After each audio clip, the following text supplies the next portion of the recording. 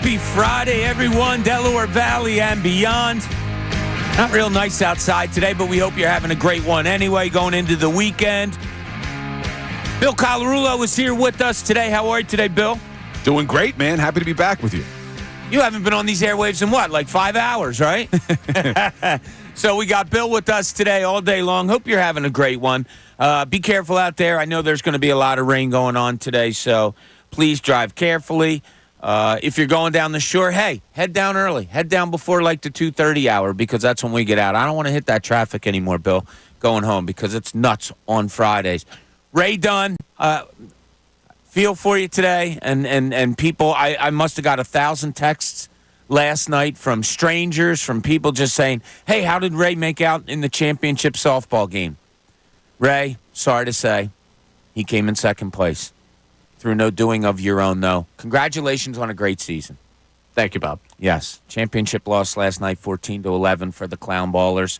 But not because of Ray. And I hope Mr. Manager's listening, as Ray went 2 for 3 with a couple of RBIs, runs scored, an assist in the outfield. Like, he was Mr. Everything. Why they have him shoved down 7th in the batting order, no idea. But we will negotiate during this offseason. All right, a lot to get into today, but we can't do it until we do this. Now, the front page. The stories everyone's talking about. 97.5, The Fanatic. You want it, you got it. A sweep of the Los Angeles Dodgers. And as we were reminded by one of our bosses, Paul Blake, today, our big boss, Paul Blake, the last time the Phillies swept the Dodgers was 2008. What happened that year? That's right. But they get the sweep of the Dodgers with a 5-1 win last night. The Phillies pounded out 10 more hits. I think I said this yesterday, right? You might remember. Every starter had a hit, except for Garrett Stubbs. That's 2 days in a row. Schwarber, Turner, Marsh, each with home runs. I'll tell you, I talked about this a little earlier before we started the show. Trey Turner hit the ball that came off his bat. You know how it is, Bill, right? You're watching a game, ball comes off bat, and right away you're like Brandon Marsh's home run. As soon as he swung, it was like, oh, there it goes. But on Trey Turner's, it looked like it was a fly ball to right field, and it just kept going and going and going. So he gives the Phillies an early 1-0 lead. Turner, 6 home runs in his last 9 games. Listen to this. He's been back for 21 games. That's a pretty substantial amount of games. He's hitting .356 in the 21 games since he returned from injury. I saw this in a story I was reading this morning. The Phillies led in every inning of this series except for the first inning on Tuesday when it was 0-0. That's amazing. Every inning of the series, they held a lead. Johan Rojas, what a catch he had in left center field last night. We talked about the strikeout of Shohei Ohtani by Matt Strahm on a Wednesday being like that's something you'll remember from the season when the season is over. Well, that catch from Johan Rojas might just be that too. It was similar to a catch Ray made last night in the championship game and then spun, turned, and got an outfield assist. Simply fantastic as he replayed it this morning for all of us. Aaron Nola, he settled in for 6 innings, 4 hits, 1 earned run, 9 strikeouts, 101 pitches. I believe he was up around the 50-pitch mark early in the third, so it didn't look like he was going to go a long time because he struggled in the first 2 innings, but settled in, as he often does, and threw in a really nice game for the Phillies, and he improved to 11-4. They have 3 pitchers now with 10 or more wins going into the All-Star break, which is pretty cool. Shohei Ohtani, Will Smith, Freddie Freeman. That's 1, 2, 3 in the Dodgers order. Last night went 0 for 11 with 6 strikeouts. So great job. And Rob Thompson talked about that after the game. Great job by Phillies pitchers in shutting them down. And Ohtani, as we know from the night before, with the Matt Strahm at bat, when they had to concentrate and get him out, they did a really good job this series. Tonight, Oakland 6:40. Ranger Suarez is on the mound. Hopefully he gets it back a little bit. In the words of Tom McCarthy earlier this week, Ranger said he lost his slider. Hopefully he's found it, and we'll see that tonight. Be nice to get a good outing for him going into the All-Star break.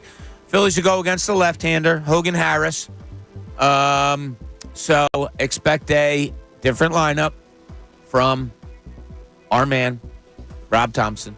Not that it bothers me a little bit, but we'll probably see a whole bunch of different things out there tonight against the lefty. Harris is 2-7 the A's are 2-7 in his 9 starts this season. Tomorrow, Phillies go at 4:05. Tyler Phillips, Bishop Eustace's own, Bill. Here we go. Tyler Phillips, he gets his Major League starting debut.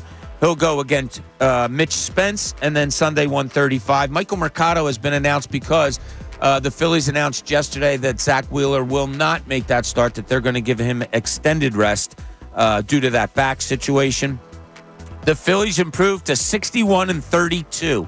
And with the Braves 1-0 loss last night to the Diamondbacks, they are now 9.5 games up on the Braves, 6.5 up on the Dodgers for the best record in the National League.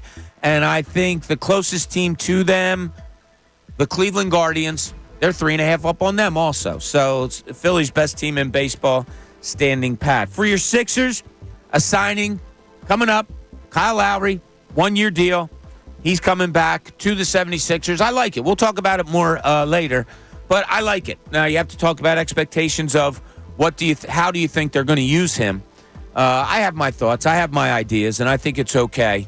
But we'll get into that a little bit more. Las Vegas Summer League, it starts on Saturday for the Sixers. They'll play, I believe, at 7:30 against Detroit.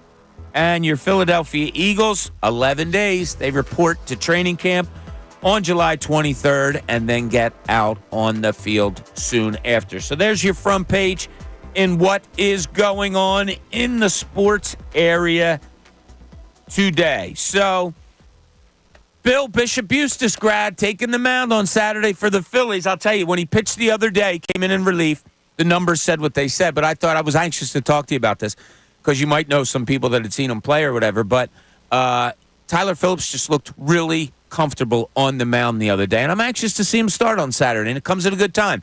Before the All-Star break, team's playing really well. You're playing not a great team in the A's. Yeah. So good luck to the Bishop Eustace. Good luck to the Crusader. Yeah, good luck to the Crusader. You know, that's my alma mater.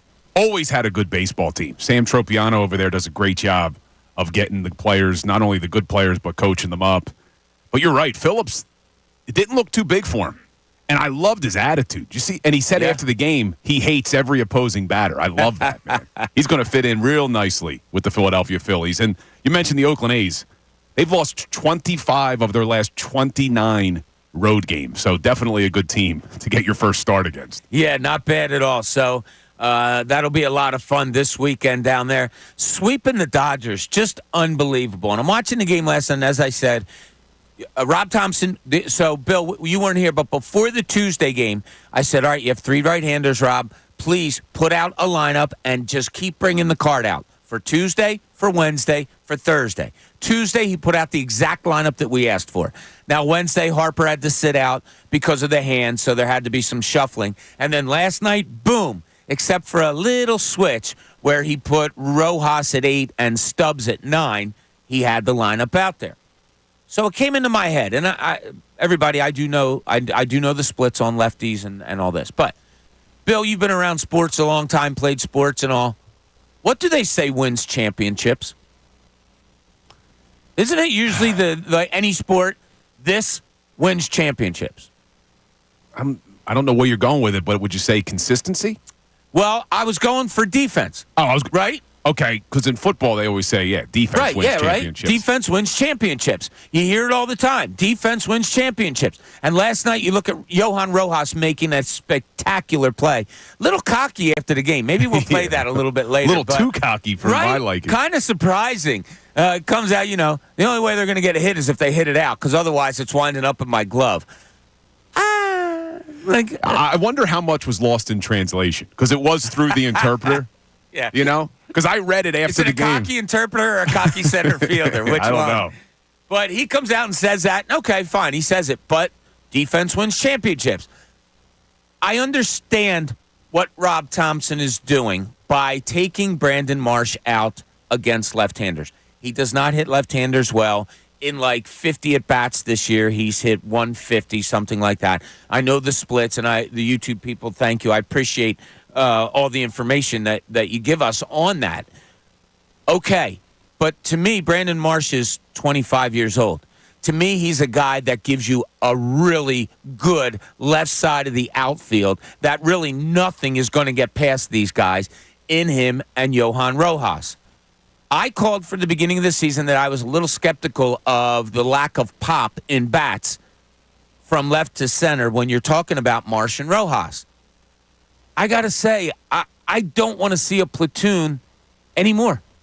I mean, once in a while, okay. But I don't want it to be set in stone anymore that left-hander, sorry, Marsh, you're on the bench.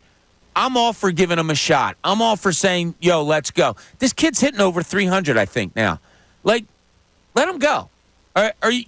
Does defense mean that much to you in baseball, Bill, that you could overcome it or overlook it the way I would with Brandon Marsh? Or do you agree more with Rob Thompson that the guy's hitting 150 against righties or against lefties? You got to get a Whit Merrifield out there, or you have to put a whoever else out there. Well, it's hard to disagree with Rob Thompson. I mean, you look at this. Look at this season and what he's done in 3 years as the manager in Topper We Trust. But I'm coming around, and you've been saying this for a while with the Brandon Marsh and just having the consistent lineup, is I would like to see them give him a chance. Because, yeah, he's only batting 149, as you mentioned, but they've only given him 47 at-bats against lefties. I went back and looked at the last 3 seasons. Last year, he batted 229 against lefties. They only gave him 96 at-bats. The year before, 188. Again, only 96 at-bats. The year before, 260. Only 77 at-bats. So the question is, how do you know the guy can't hit lefties when you never give him an opportunity to do it? So I would like to see them maybe give him a chance. And look, today we're enjoying the sweep. We're enjoying what the Phillies just did to the Dodgers. But regardless of the way the next 3 games go, after the All-Star break, I still want to see Dombrowski upgrade the outfield. So this may be a moot point in a few weeks. It probably is. And he's hitting 272 this year, is Brandon Marsh. I don't know. I like the kid. I think he's improved tremendously since he came over from the Angels at the plate. If you look, they did this a couple weeks ago. They showed his stance with the Angels, his stance with the Phillies. Much more compact. You know, he's down and using his legs more, it appears. I think the kid's a pretty good hitter. With that, I don't know. I'd give him more time against left-handers. I would try it. I think the kid's a gamer. I like his speed on the bases. And let's face it, do they need more pop? Like that was going to be what I was going to say, because you said defense wins championships. It certainly does when you have other batters in your lineup like Schwarber, Harper, Turner. Yeah. Realmuto's coming back. Casty's supposed to have some pop. Alec Boehm. Yeah, maybe our left fielder doesn't have to have the pop. He just needs to be a good fielder. Yeah, now it's funny I'm starting a show like this. It's because it's like you have to look really, really hard to find something that you don't see great about this team.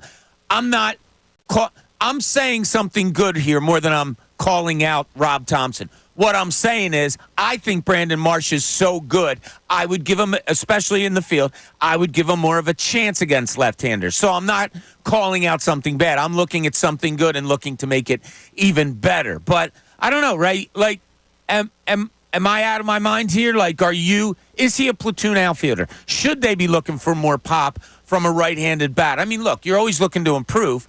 But if they don't, I think I'm okay that my 8 and 9 hole hitters are going to be great fielding left and center fielders.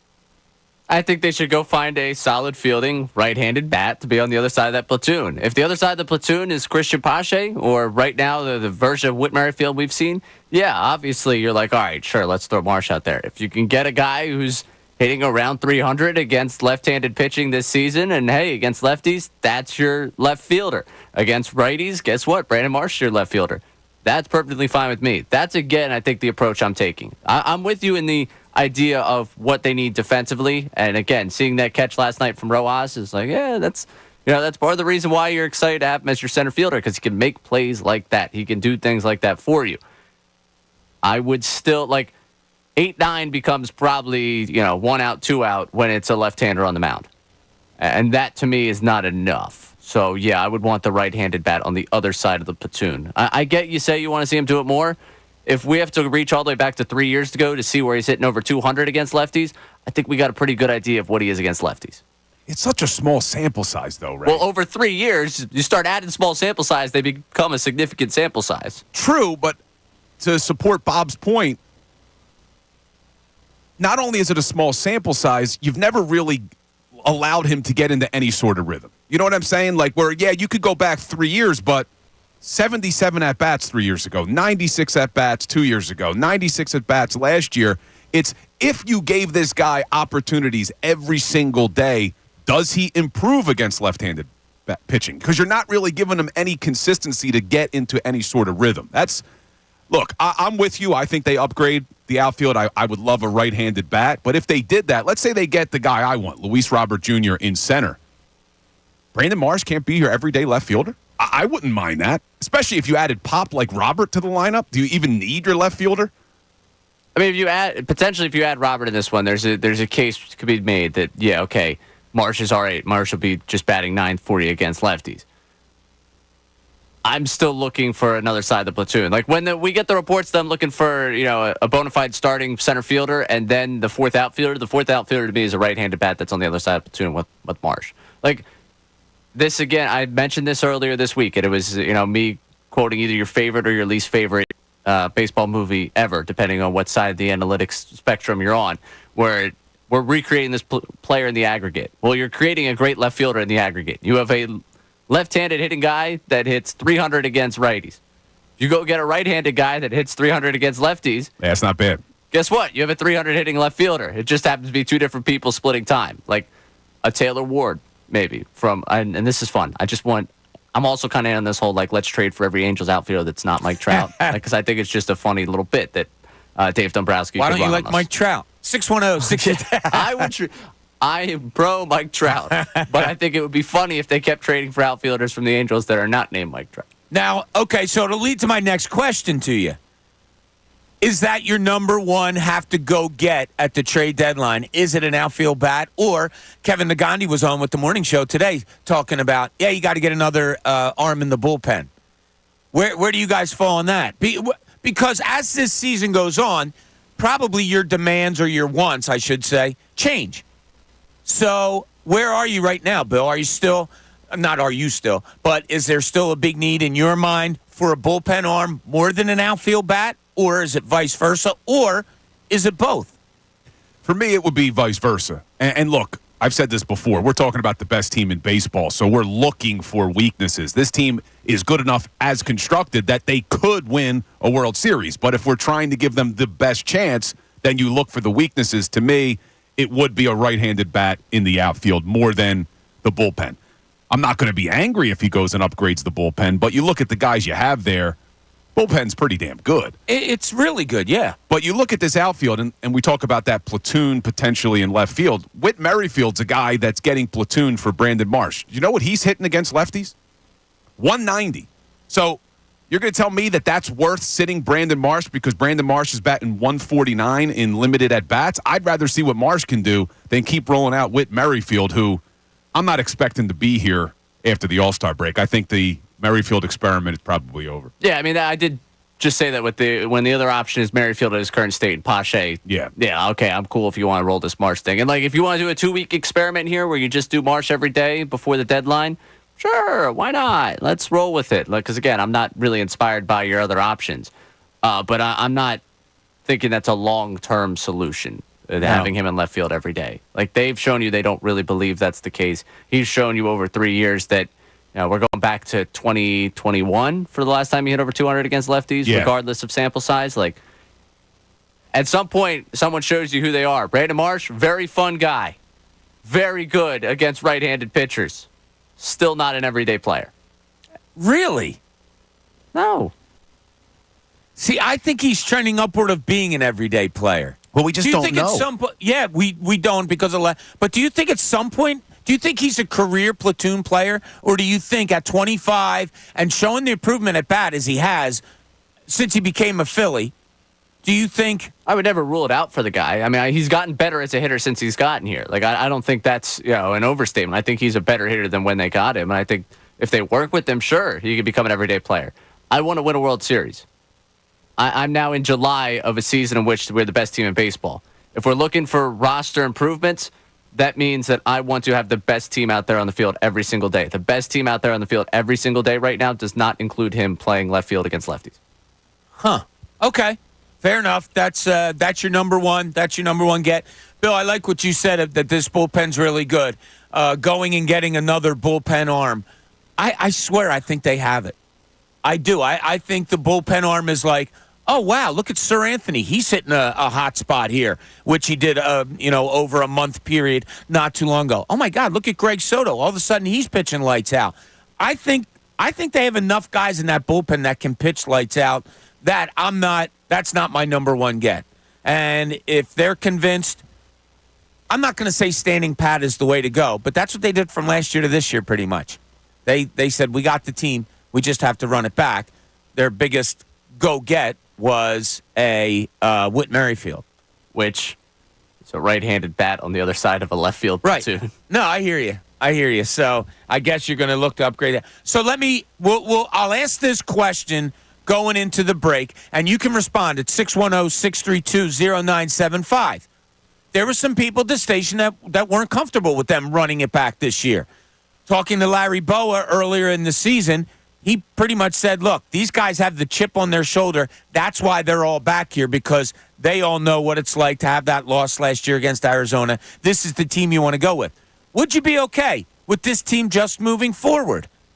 610-632-0975. A lot on the plate today. Join us. You can text us. Call us at that number. Bill Colarulo's with us all day today. I'm Bob Cooney. This is Middays 97.5 The Fanatic.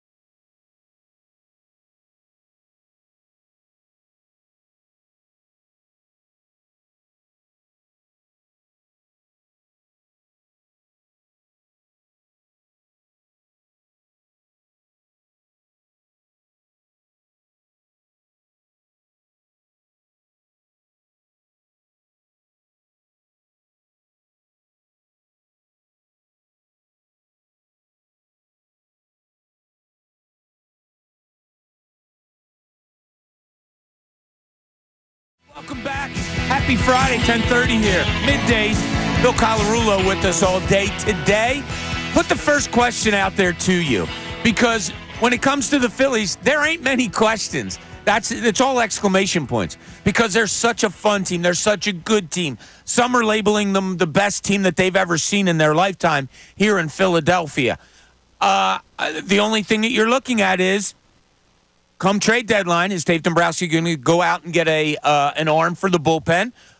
Do you need a bopping bat out in left field? My question to you is 610-632-0975. What if none of that happens? What if trade deadline comes and goes and it's, for whatever reason, this Phillies team stays the same? And I'll ask you to before we go to the phones at 610-632-0975. Bill, trade deadline comes, trade deadline goes. Your Philadelphia Phillies are built pretty much exactly the way they are right now. Are you okay with it, or is it a huge lost opportunity? I would prefer that they upgrade, but again, it's hard to ignore the fact that as constructed, they're the best team in baseball. So they could certainly get back to a World Series with the team they have now. But I would be a little bit disappointed if they don't upgrade one of the outfield spots. You're talking about left field. I wouldn't mind upgrading center field, and then now left field's not as important. Or do you get a bat in left and stick with Rojas or Marsh in center? But I would be a little bit disappointed, but I'm certainly not going to think this team doesn't have a real shot to win it all, even as constructed. Well, how would you be, Ray? Is there any chance trade deadline comes, we're on the air the next day, nothing happens, any chance you say, okay, that's all right, I kind of would have liked some, but it's okay? There's a wonderful chance I'd say that. Oh, really? Okay. I thought you were the one that would say you were disappointed. No, I think, and this was something, I don't know, at some point over the last couple of months, it was the topic of, like, if you could take a team, build this team based on any player in the organization, whatever you want, build the best 26-man roster you can within this organization, do you think they have enough? And I think they have enough.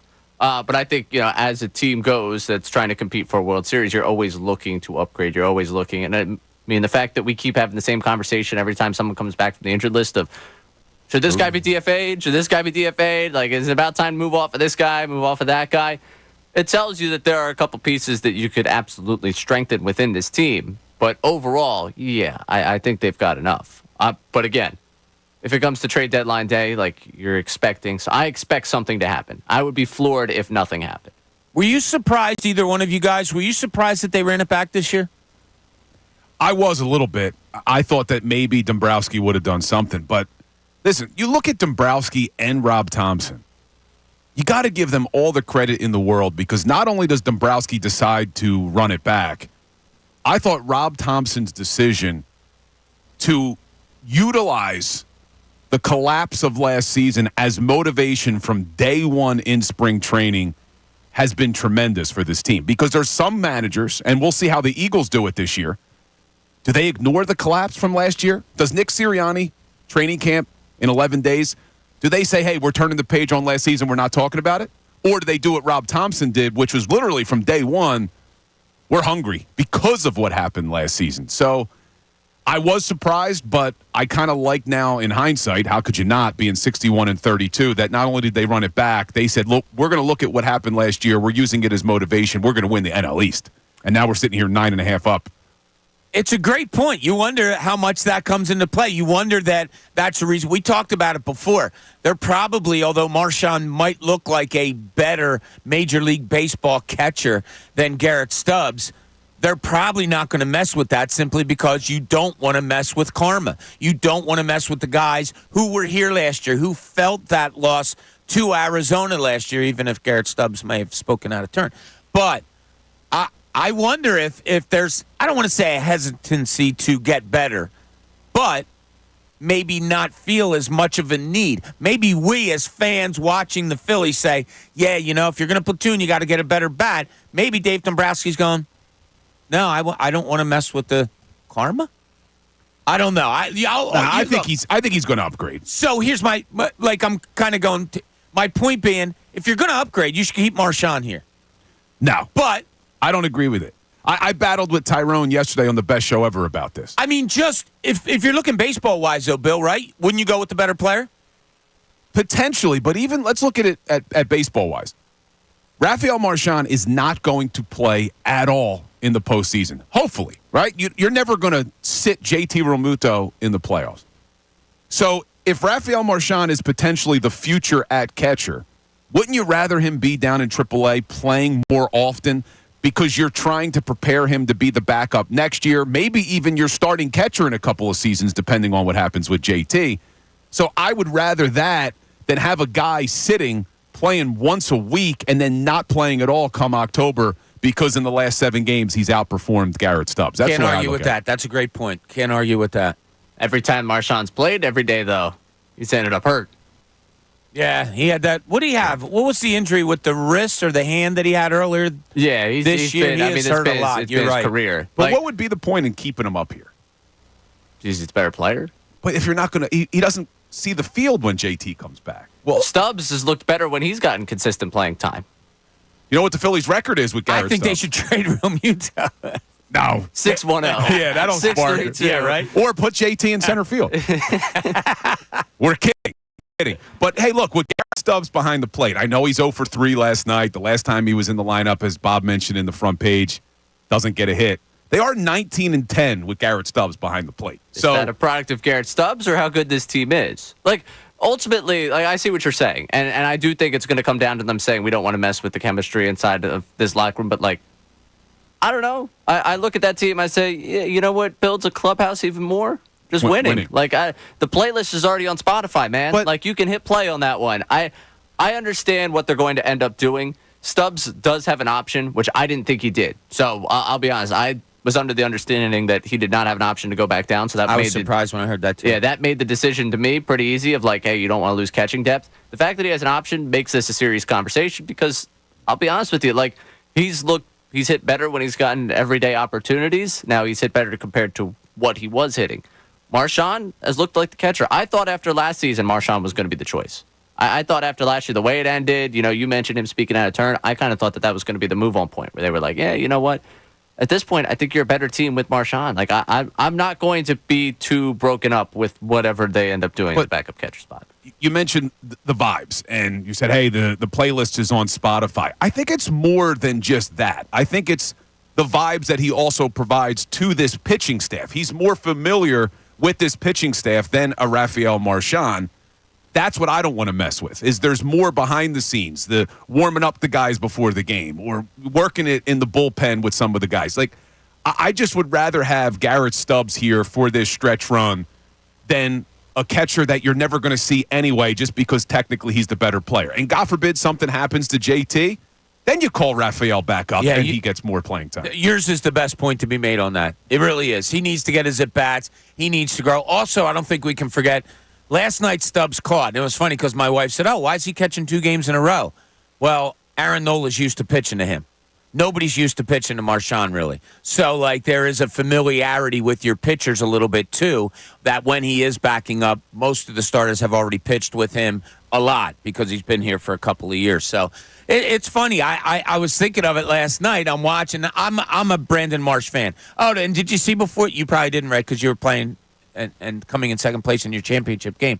Brad Marsh was actually out there on the field last because it was 80s night. So Brad Marsh from the Flyers, 80s Flyers, went and changed second base during the 5th inning or whatever it was. And Brandon Marsh was run down. He's like, yo, what's up, cuz? Something like that. So you can see I wanted you to meet the guy that I often call the Phillies left fielder. I appreciate that. Wait, when he said, what's up, cuz, are they actually cousins? No. And I don't even know if he said, what's up, cuz. I kind of just made that up. But whatever. I'm a fan of Brandon Marsh. I like him in the lineup. I like his defense. I like his bat. I understand the left-handed thing. It just hasn't stuck out to me all that much. Like, the numbers are the numbers. I don't know. It hasn't stuck out to me. I would like to see get more of a chance. And then I started to think, could they be okay if they just run it back or keep running with it is what I should say. The one thing I will say to you, if they don't make a move, and again, I think they have enough.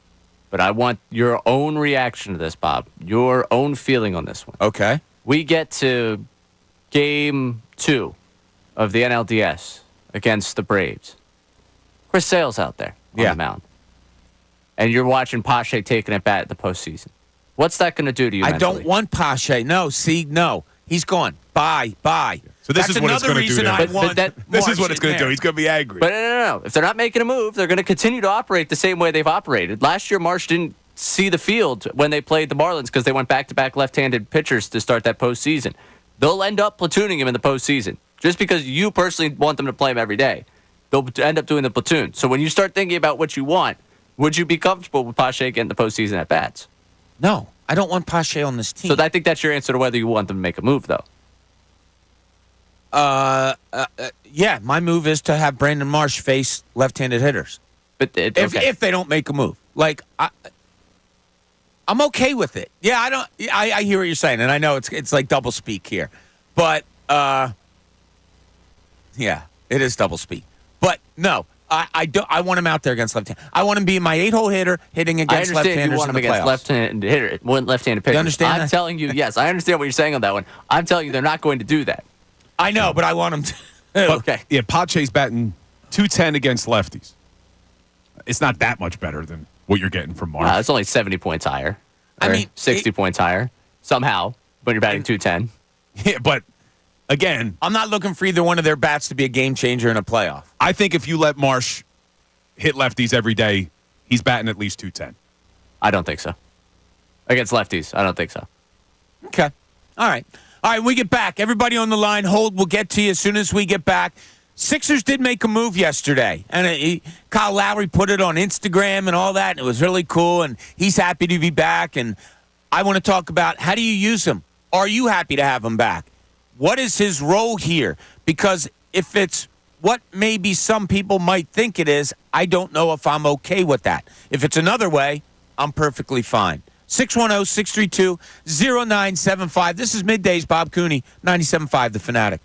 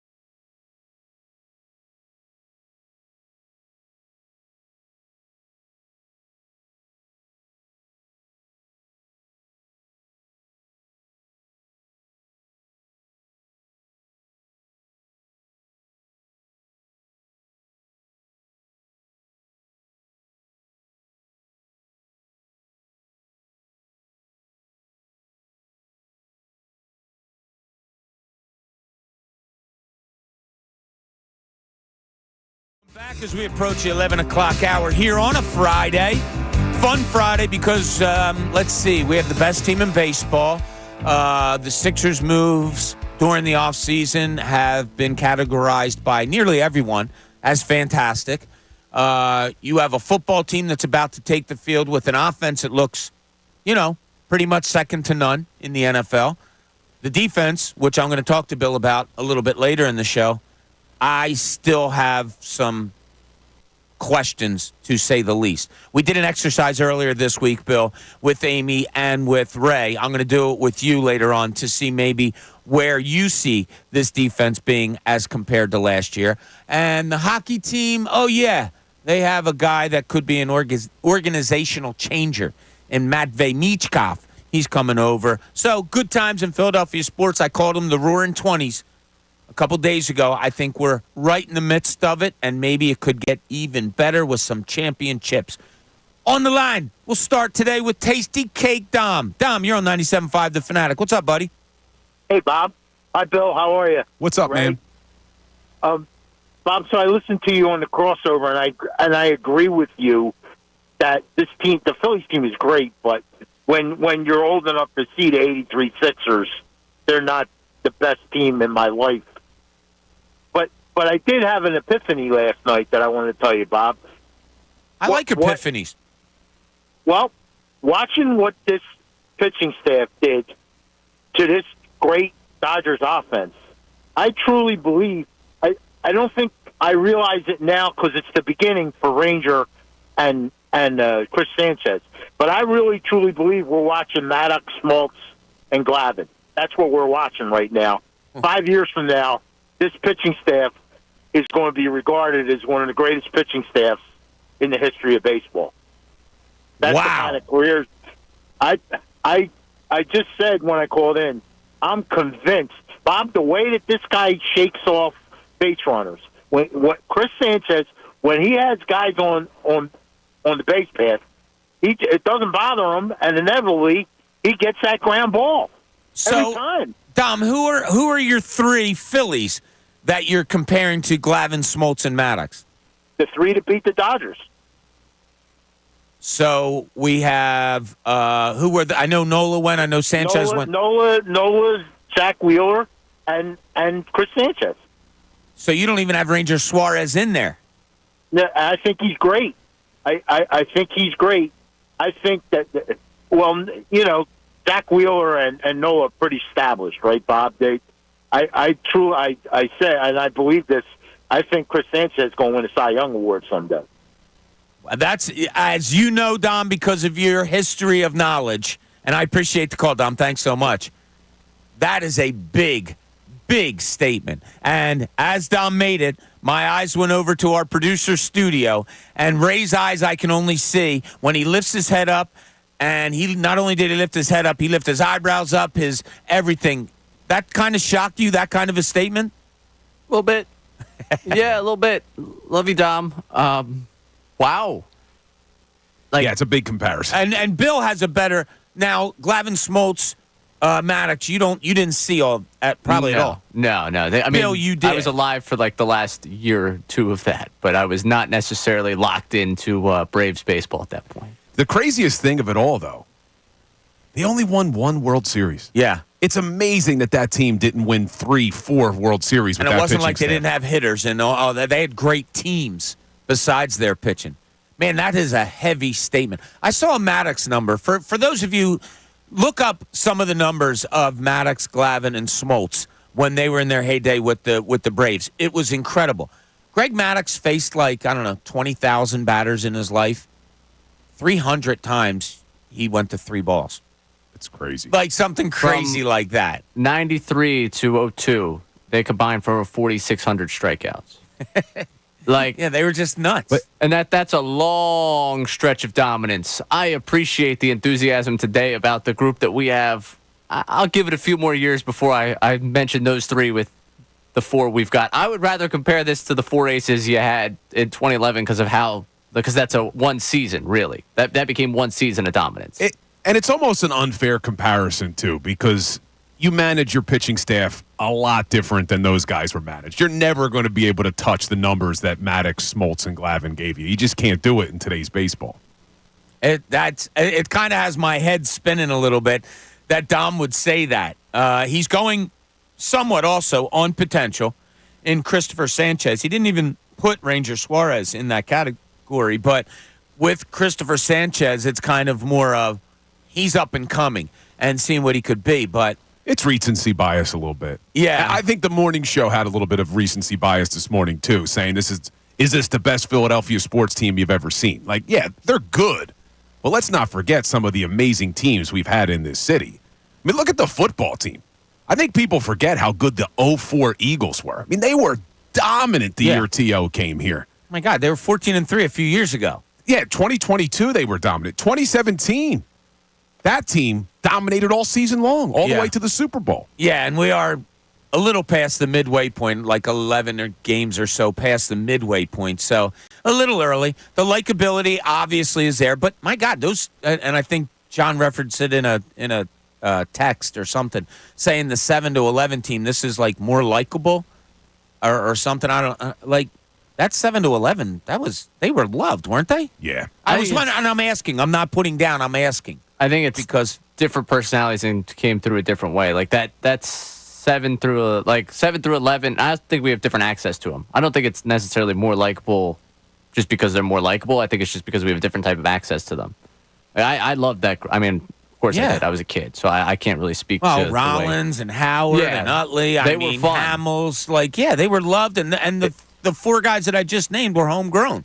Right. It's a different, I think definitely different personalities and also different the way it came together. We always, homegrown, we love to a point. People that choose us, I think we love for a whole different reason. Like a lot of these guys chose to be Phillies, and I think that also gives people a little like warm and fuzzy about them. Like everyone loves the daycare, but the stars here kind of chose to be here. Like, Harper, Schwarber. Built differently. Yeah, Turner, exactly. Yeah, recency bias. It's a different type of love, I think, for those two teams. But it's love nonetheless. Yeah, I can't say I didn't love that group. It's like your kids. You love all your kids. That's how I look at the 07 to 11 team compared to this team. You love them both. I mean, everyone's got favorites. Absolutely. No, you don't. Yeah, you do. No, I don't think no, you do. it's okay. No. Your parents have said you're not their favorite. I'm not my dad's favorite. That's they correct. texted in about that. Well, that would be your sister. Yeah. Of course. Yeah.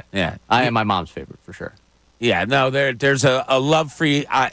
The love for your kids is unmatched, and Bill can attest to that. And when it's such a big love, I don't think there can be a comparison. Anyway, 10 o'clock hour brought to you by Window Nation. Take advantage of Window Nation's 50% off sale on all style windows. Plus, make no down payment with no payments and no interest for 12 full months. Call 866-90-NATION or visit windownation.com. All right, when we get back, I do want to talk about this Kyle Lowry coming back to the Sixers. Where do you see it? Like, what do you expect out of Kyle Lowry this coming season? We saw last year a guy that played 20-plus, 30-plus minutes at times. Is that what you need? Want. How do you see him being used by Nick Nurse? And now that you've added that, what more do you think the team needs? 610-632-0975. Bill Colarulo with us today. Ray Dunn producing. I'm Bob Cooney. This is Middays, 97.5 The Fanatic.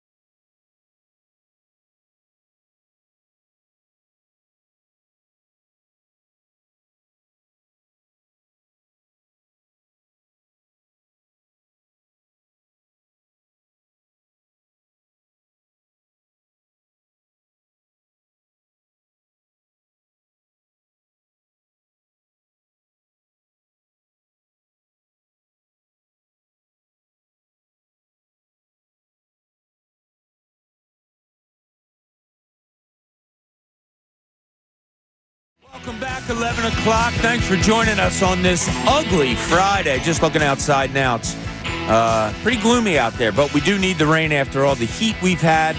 So hopefully your lawns, should you have one, are gobbling it up. I know mine needed it really bad. I'm sure yours did also, Bill. As we move forward here at the 11 o'clock hour, we're talking a lot about the Phillies. Would you be okay if they stood pat? I'm really a big fan of Brandon Marsh's.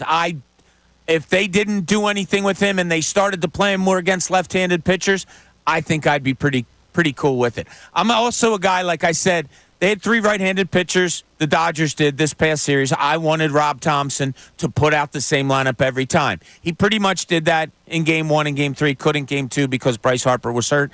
I want to extend that even more. I would like to see Brandon Marsh out there against some left-handed pitchers. I'd like to see the same lineup out there just a little bit more. I understand some guys need days off and all. But yesterday, in 76ers world, Kyle Lowry has returned.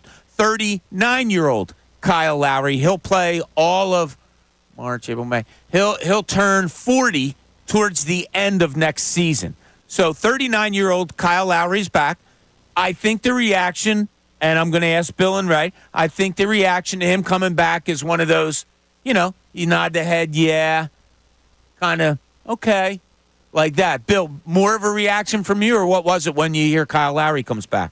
Yeah, I was on the air here last night when the news broke, so we were able to react live to it, me and Tom Alvord. And what I said last night was, I kind of have to wait and see how they're planning on utilizing him. Because when they brought him in last year after the buyout, you and I both, we were here on middays. We were shocked that he was actually playing 35, 38 minutes a game. I'm assuming that's not their plan with him this season, because if you look at the playoff series last year against the Knicks, Game 1, he's playing 38 minutes. Game 6, in a must-win game, he's playing under 13 minutes because he just didn't have the legs. And if the goal this season is to go on a long playoff run, which it better be, I just don't think you could rely on Kyle Lowry giving you a lot of minutes. Now, quality minutes, maybe. So if this is a guy who's going to maybe play 12, 13 minutes a game, he's more there for veteran leadership, helping Tyrese Maxey, maybe even helping Jared McCain come along in the NBA. I like it.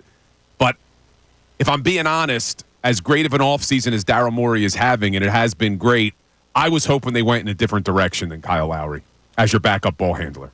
If he's that, I agree with you. I don't know how they're planning on using Kyle Lowry. Kyle Lowry played 23 games with the Sixers last year.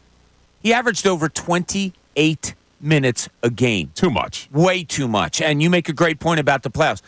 I'll say this. Look, off the court stuff, how to handle yourself during a season, all of that, that's great. It's great for, the rookies to watch someone like Kyle Lowry handle himself. Jared McCain, I'm sure, could learn many, many things from a Kyle Lowry. If you're using him 12 minutes, 15 minutes on some nights, I'm okay with that. I'm not saying you have to every night. On some nights, great. If there's a time where there's injuries and you have to start him a few times and he's got to play 25 minutes, okay, once in a while. That's how I look at Kyle Lowry. To be relying on him to make this a better basketball team on the floor consistently, that's not good for me. Overall on the floor better, yeah. And if you understand what I'm saying, like there's spot times to use him, not to use him a lot. Yeah, I think we're eye to eye on this one. Yeah, I'm right there with you. Yeah, Ray, what about you? You hear the signing of Kyle Lowry, someone that you matched up with plenty growing up on the schoolyard. Right, yeah. Yeah. I'm pretty close to 40 years old, too. Yeah. What did you think of the signing, and what do you think moving forward is best for him and the Sixers? Yeah, I really don't want to see him playing 30 minutes a night. No, that's pretty obvious. Less right? than ideal in that case. It's nice to have him back. I think the veteran presence for him, I think, again, like you said, spot timing for him is good, but does it solve everything at the point guard position for me? Probably not. I still feel like you're, and this might be something that takes us into the season because, Morey says all the time, you're building a team throughout the season. Maybe that's when they start going to get a point guard for this team. But I do feel like I need a traditional point guard that I can actually rely on to play 25 to 30 minutes a night. And I think that you've gone past that point with Kyle Lowry. I mean, by the time you got to the end of that series with Kyle Lowry, he looked his age at the end of that Knicks series, and that was the first round of the playoffs. And that's a hard matchup for him because that's a guard-oriented team in the Knicks. Guys that are physical, guys that are fast, and in Jalen Brunson, you have a guy that is just so smart that is not only going to physically tire you out with all that he does, but mentally tire you out because he is just such a smart player.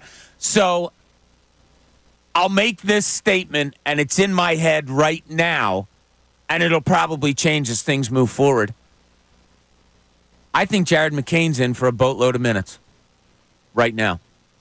I do. It's possible. I wonder if they're toying with the idea of, him and Maxey in the backcourt. This guy looks like a rookie from Duke is going to be a smart basketball player. Check. We know that about him already. We've heard all the talk about him and what he was like. I'm not basing this off of a summer league look or anything like that. I wonder with his smartness, with his ability to shoot open shots, I think he's good. I think Jared McCain's going to be a decent assist man in the NBA because of the team he's surrounded with right now. I wonder. I really am starting to wonder whether they're saying, yeah, we trust this kid enough that we can give him some minutes. So I'm intrigued by Jared McCain. And, yeah, the Summer League, he looks like the moment's not too big for him. Like he's going to be able to transition to the NBA and maybe become the primary ball handler. But my point about Kyle Lowry being that I don't know if you can rely on him to give you a lot of minutes in a long postseason run. I have the same fear for a rookie. Sure. Where if we're going all in this season, which is the goal, can we really rely on a rookie to be the first ball handler off the bench? Or, like you're saying, maybe even on the court with Tyrese Maxey? Yeah, you would say no. I mean, that's the obvious answer, no. And it probably won't play out this way. There's probably other moves they're going to make, or Daryl Morey or Nick Nurse, they have something else in mind. Or you have a big three that's huge. Yeah. A really good big three. You have a Kelly Oubre, a Kalen Martin. I don't know who else you're going to throw in there in the starting lineup. Many people have the two of them in the starting lineup. Could it be a case where maybe you have a Martin in there, Oubre's on the bench, and you say, yeah, Rook, look, you have three really good scorers here. We're not asking you to do much. Get the ball to the right guy, run the offense efficiently when we actually run an offense, get the ball out. Ahead. Let's go forward. I think they're going to look to be more of a running team. I'm wondering if this is going through their mind with the lack of moves so far. Kyle Lowry coming back. He's a backup. He's a leader. He's the type that's going to teach the young kids. I wonder. I wonder if Jared McCain's going to get some serious minutes. It's possible. I mean, the other major possibility here, too, is you look at all of Daryl Morey's moves. None of them involved giving up any capital at all. No. So they still have capital to make a move if they start the season and they decide towards the trade deadline that there's a player to get. Now, I would prefer if they didn't bring in another primary ball handler at the trade deadline where now you're trying to get them to figure out how to play with Joel. I'd like to see the move happen sooner. Right. But if that's what the plan is, look, let's go into the season.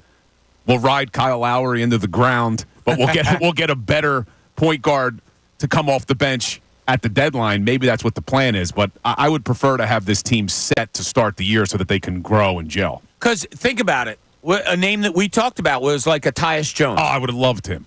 So if you were to bring somebody in like that now, are you really going to build a team like going forward and you have a Tyus Jones, a Jared McCain, a Kyle Lowry, a Tyrese Maxey? Like, there's Eric a lot Gordon. there seems like a lot of the same person there. So I'm just starting to wonder. It's growing in my head a little bit that maybe, just maybe, Jared McCain's a guy they're going to look to give some minutes to. Nate in Philly wants to talk about Kyle Lowry. Nate, you're on 97.5 The Fanatic. Bob, I love you, man. I love all your work. Thank you, buddy. Yeah. But you guys kind of reaching right. Why wouldn't you bring Kyle Lowry back? You need the veteran presence. You need the guy that won a championship. You got a rookie that's coming in that might be doing, like you just said, majority of the ball handling. If you got a guy that can teach this dude how to be a pro, you wouldn't want that? No, Nate, I don't know that's what I said. I said he's great to be here for off the court teaching. No. I'm not talking about what you said. I'm talking about the man next to you, what he said. Yeah, Nate, what I said was I don't want to rely on Kyle Lowry to play over 30 minutes a game. I doubt if he's doing that, bro. We Kyle Lowry, we probably nine times out of 10, you're looking at 15 minutes tops.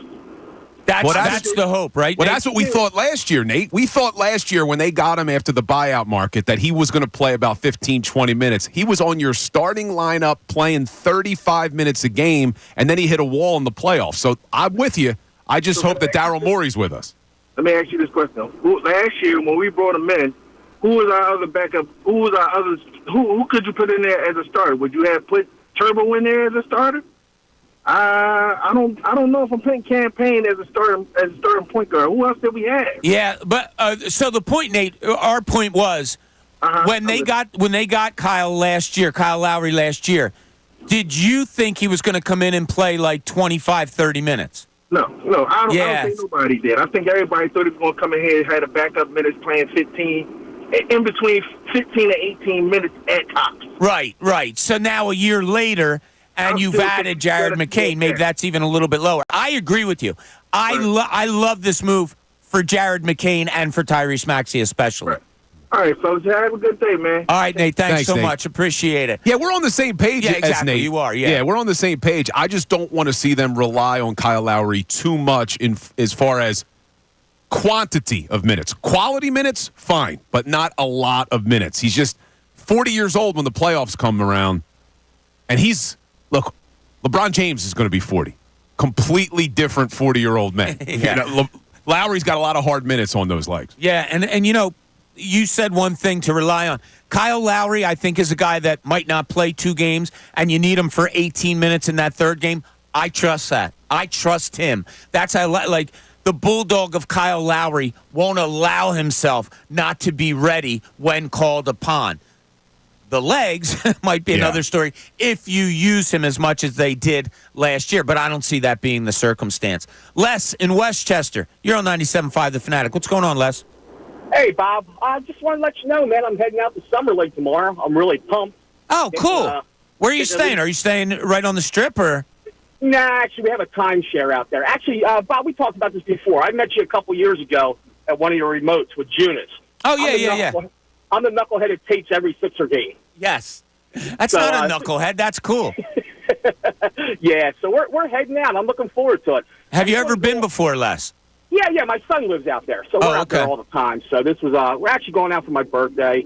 He's dragging me out there. We're going to see 4 games. I'm looking forward to it. We get three at the Thomas and Mack and 1 at the Pavilion. I love the Pavilion because you're up and close with them and they can hear you yelling at them. And Pavilion's cool, and you sit wherever you want. It's awesome. Exactly. I did want to go on record saying I do believe I've been a fan of this team since '75. I think this is the best offseason we've had since the year we acquired Moses Malone. So that's just my opinion on that. No, that's pretty good. Now, it has up on the board that you weren't thrilled about Kyle Lowry? I said, you know what? I thought we might have went in a different direction because we're kind of small as it is. But overall, I think this team is built to go to the playoffs, and I think he'll help the rookie. But once again, I don't know. I would have probably went somewhere else. Where I would have went, I don't know. Tyrese Jones, I like it. But the one thing I do like is, and you made a comment on it, we didn't have to give up any assets to develop this team. That's huge. And with Lowry, was just putting up some money. So we'll see what happens. I'm excited, though. I'm looking forward to the season, and I'm really pumped. All right. Well, listen, have a great time out in Vegas. Start drinking your water now, Les, if you haven't already. You got that right. All right, thanks, buddy. Bob. I'll talk to you. All right. Thanks, Les. Take care. Yeah, I met Les at we did a remote a couple years ago. He literally tapes every Sixers game.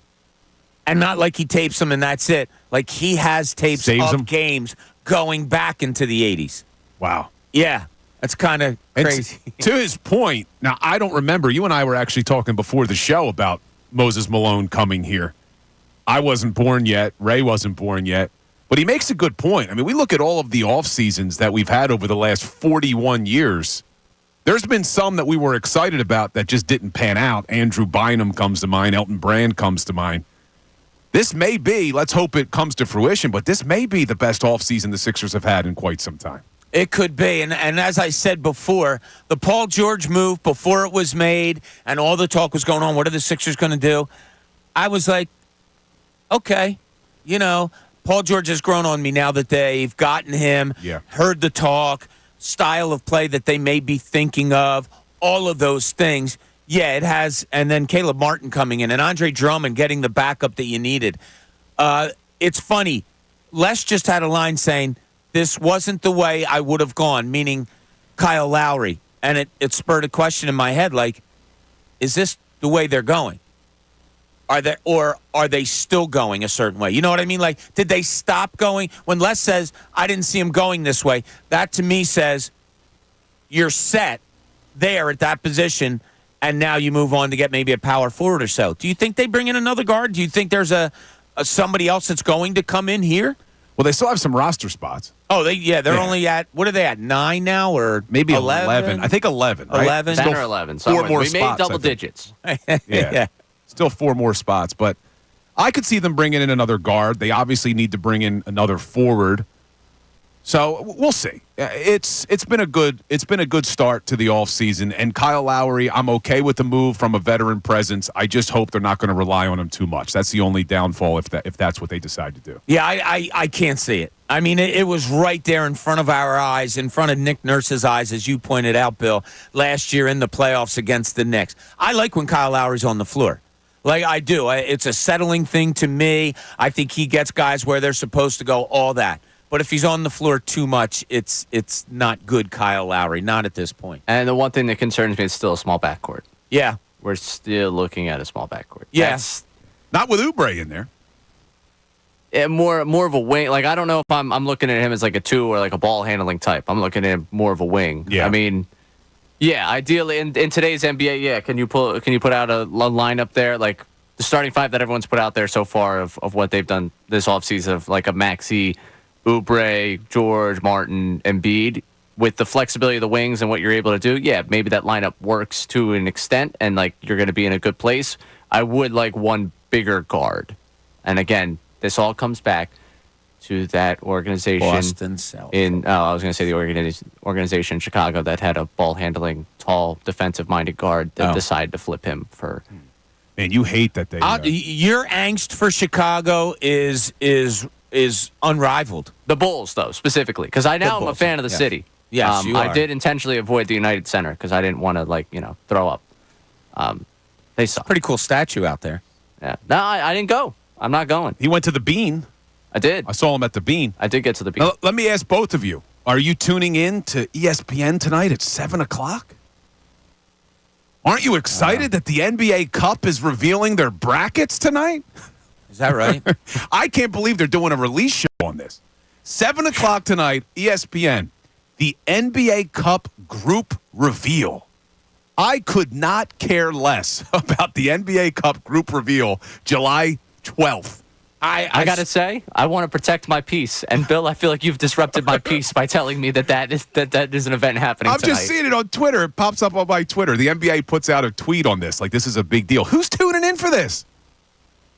I still can't believe that they're doing this cup thing in the middle of the season. I remember John and I would argue about it last year. You know, he was saying, oh, it's cool. They're going to be on the red carpet in Vegas. I'm telling you, I know the NBA put out to all the teams, please don't talk bad about this. This is our idea.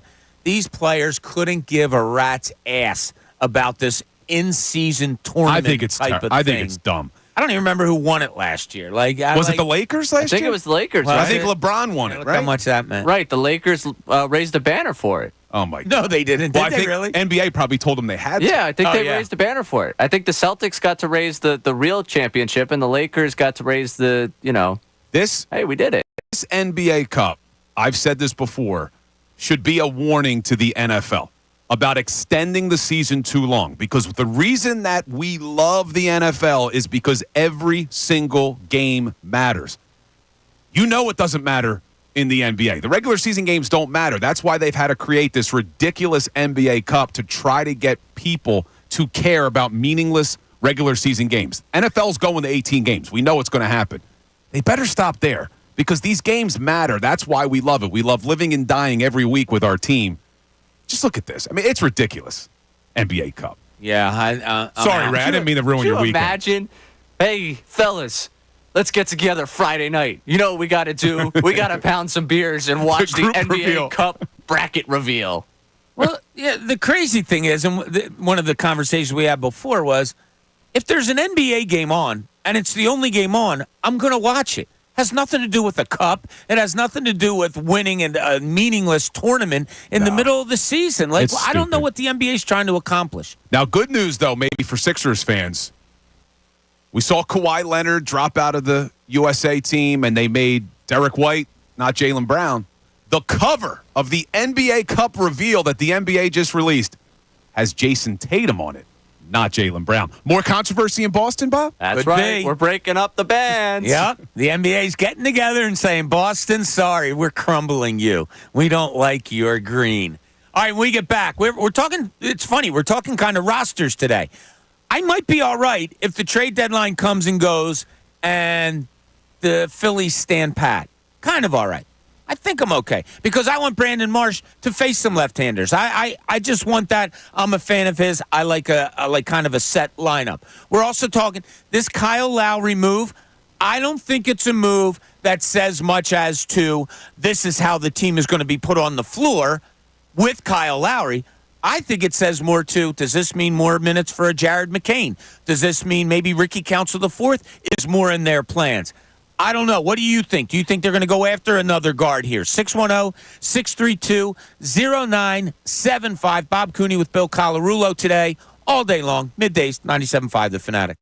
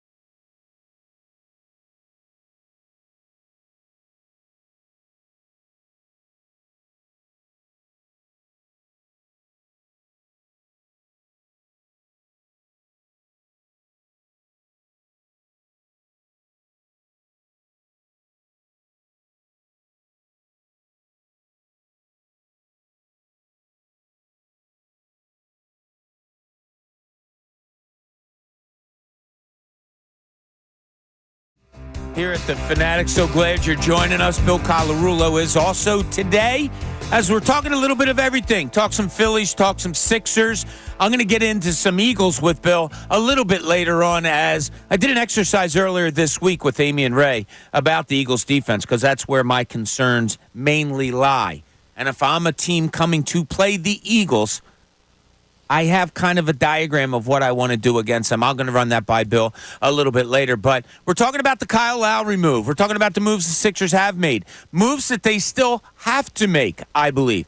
The Lowry move to me doesn't say, here's a backup point guard necessarily. It says to me right now, I wonder if it means Jared McCain or Ricky Council IV, if they are bigger in the plans of the Sixers, maybe than we all think right now. Bill in PA is on the line. Bill, you're on 97.5 The Fanatic. Hey, good afternoon, guys. How you doing? So a couple things with the Sixers. I'm not overly ecstatic about the Lowry thing. I was saying to your producer, I'm just kind of sick, number one, of all the treads. I'm sick of, like, the P.J. Tuckers, the tough guys, like even Gordon this year, Danny Greens. I'm done with the old heads. And, I just want some young guys, with that. I think the Paul George signing, on paper, it looks good. It's probably the best they could have done. The only other option was to just keep Maxey and just unload everybody and build like that. It really comes down to Bob Embiid. If Embiid is, he needs to. The Sixers should hire me just to follow Embiid around and make sure he's 35 pounds, 40 pounds less. He's not eating it. If he's getting his milkshakes or doing whatever, I'm not going to – if he lost 35, 40 pounds, his knees would be, take a less beating and this and that. I think it would just be so key.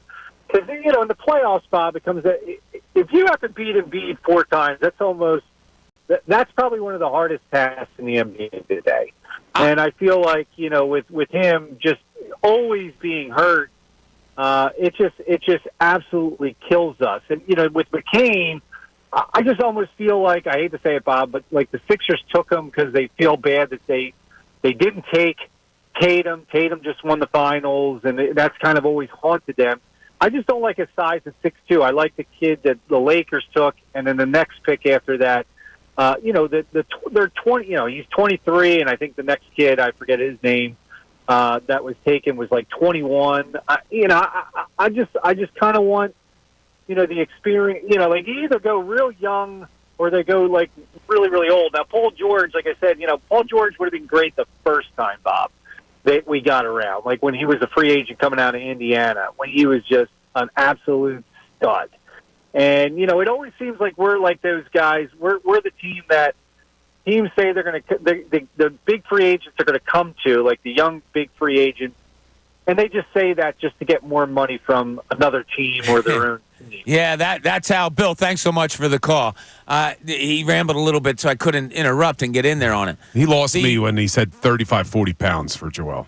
Yeah, I don't question Joel Embiid's weight at all. At he looked one time, maybe. Yeah, but when he came back in the playoffs, I was shocked how good a shape he was. Yeah, for years, though, I have not. And I was covering the team when it was the bad years of Joel Embiid doing the bonbons and having too many of the what's his drink again?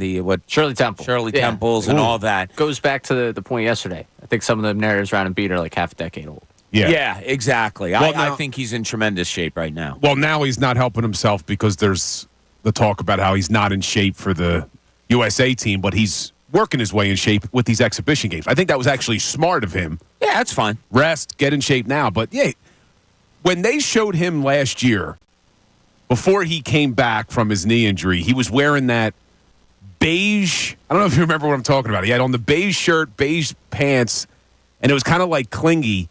I'm like, man, I can't get over how, he looked how like he thin lost he weight, looks. right? Yeah, he looked thin. Right. And then he came and back his in face the looked thin. Yeah, he came back in the playoffs. Weight was not an issue. No, I don't think it's been an issue for quite a while. I don't remember it. Talking to people on the inside when season begins, I've never heard anything over the last 5-6 years since I've been here of anybody worrying about his weight. The knee thing, I've never been 7'2". I've never weighed 280 pounds. I can imagine it probably is going to wear on your knees. It's like a trainer that I talk to often. Every athlete, big athlete, has knee problems, whether it's, known or not. So, I was surprised at that. I haven't thought about Joel Embiid's weight hardly at all. Dylan in Philly, you're on 97.5 The Fanatic. What's up, Dill? Hey, good morning, guys. Good morning. What's going on? So I heard you guys talking about backup point guards and how our backcourt is really small. So I wanted to offer a suggestion that I think is going to make everybody in Philly roll their eyes, but it's a really good pick in reality. We need to go after Markelle Fultz. He's 6'4". He adds height to our backcourt. He provides good defense. He's a good wingspan. He's not going to cost that much. Maybe a minimum contract, maybe a little bit more because he played down. He played bad this past season because he was playing with a knee fracture. But the year before, he was really, really good. He was starting point guard worthy. People thought he was the future of the Magic. Now his value's down. How do championship teams win and get depth? They get it by capitalizing on players who have lowered their value, and then they up their value when they play with a contender. We need to do exactly that with Fultz. We don't really need him to shoot, but he can shoot mid-range shots when we need him to. He can finish. We really need playmaking. He can provide that. And overall, I think he's a great locker room guy, works hard. Embiid loves him. Bringing him back as another point guard option to defer to, he fit perfectly alongside Maxey. It would be the perfect move. I don't know if Morey will do it, but it's something that we need to look at hard. Yeah, we talked about it, I think it was a couple weeks ago, Dill, where we were saying he does seem to be a good fit. And if you just take away his Sixers past and look what he was and describe him as a basketball player, yeah, a good big defending guard who can handle the ball, who can create with the dribble. I agree with you, Dill. I don't think anybody's going to push back on you on that.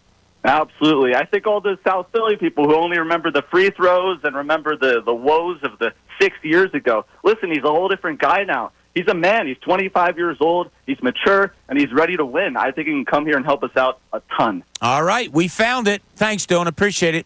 We found the president of the Markelle Fultz fan club, and it was Dylan.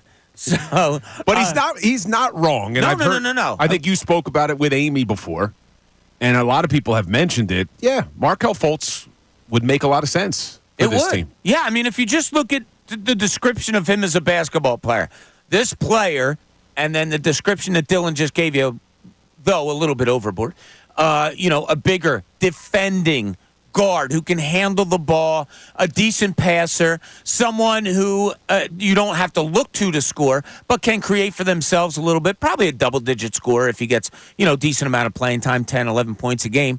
I think people would be on board with that. Maybe it's something they're looking at. I don't know. That doesn't bother me at all. No, it's possible. He's still available. And, look, I'd be surprised if they don't bring back Campaign, though.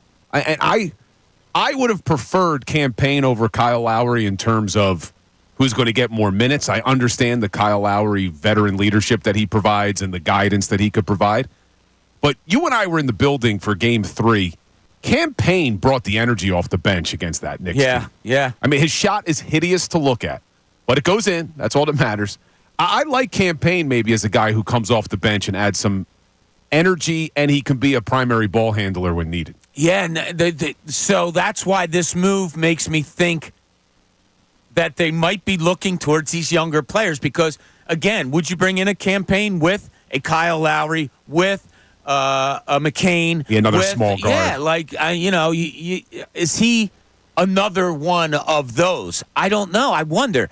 I really am wondering whether they're thinking that these young kids are going to have to get some playing time. Mitch in East Windsor, you're on 97.5 The Fanatic. What's up, Mitch? Bill, how you guys doing? Good. I think Lowry's long in the tooth. And then that's not the answer. I'd rather see the young guys. I hope McCain could start. You know what you had in Fultz. How about is it possible to trade for Zach LaVine and just get Gary Trent Jr.? I mean, the Knicks going after him. Gary Trent. Thanks, Mitch. Appreciate it. Gary Trent Jr. is a name that has come up. A shooting guard. That's Eric Gordon light, right? Or Eric Gordon younger, I should say, not light. But is he? Look, I haven't watched enough of Gary Trent Jr., but I don't think he's really a primary ball handler, right? He's more of a two-guard. He's a shooting guard. Yeah.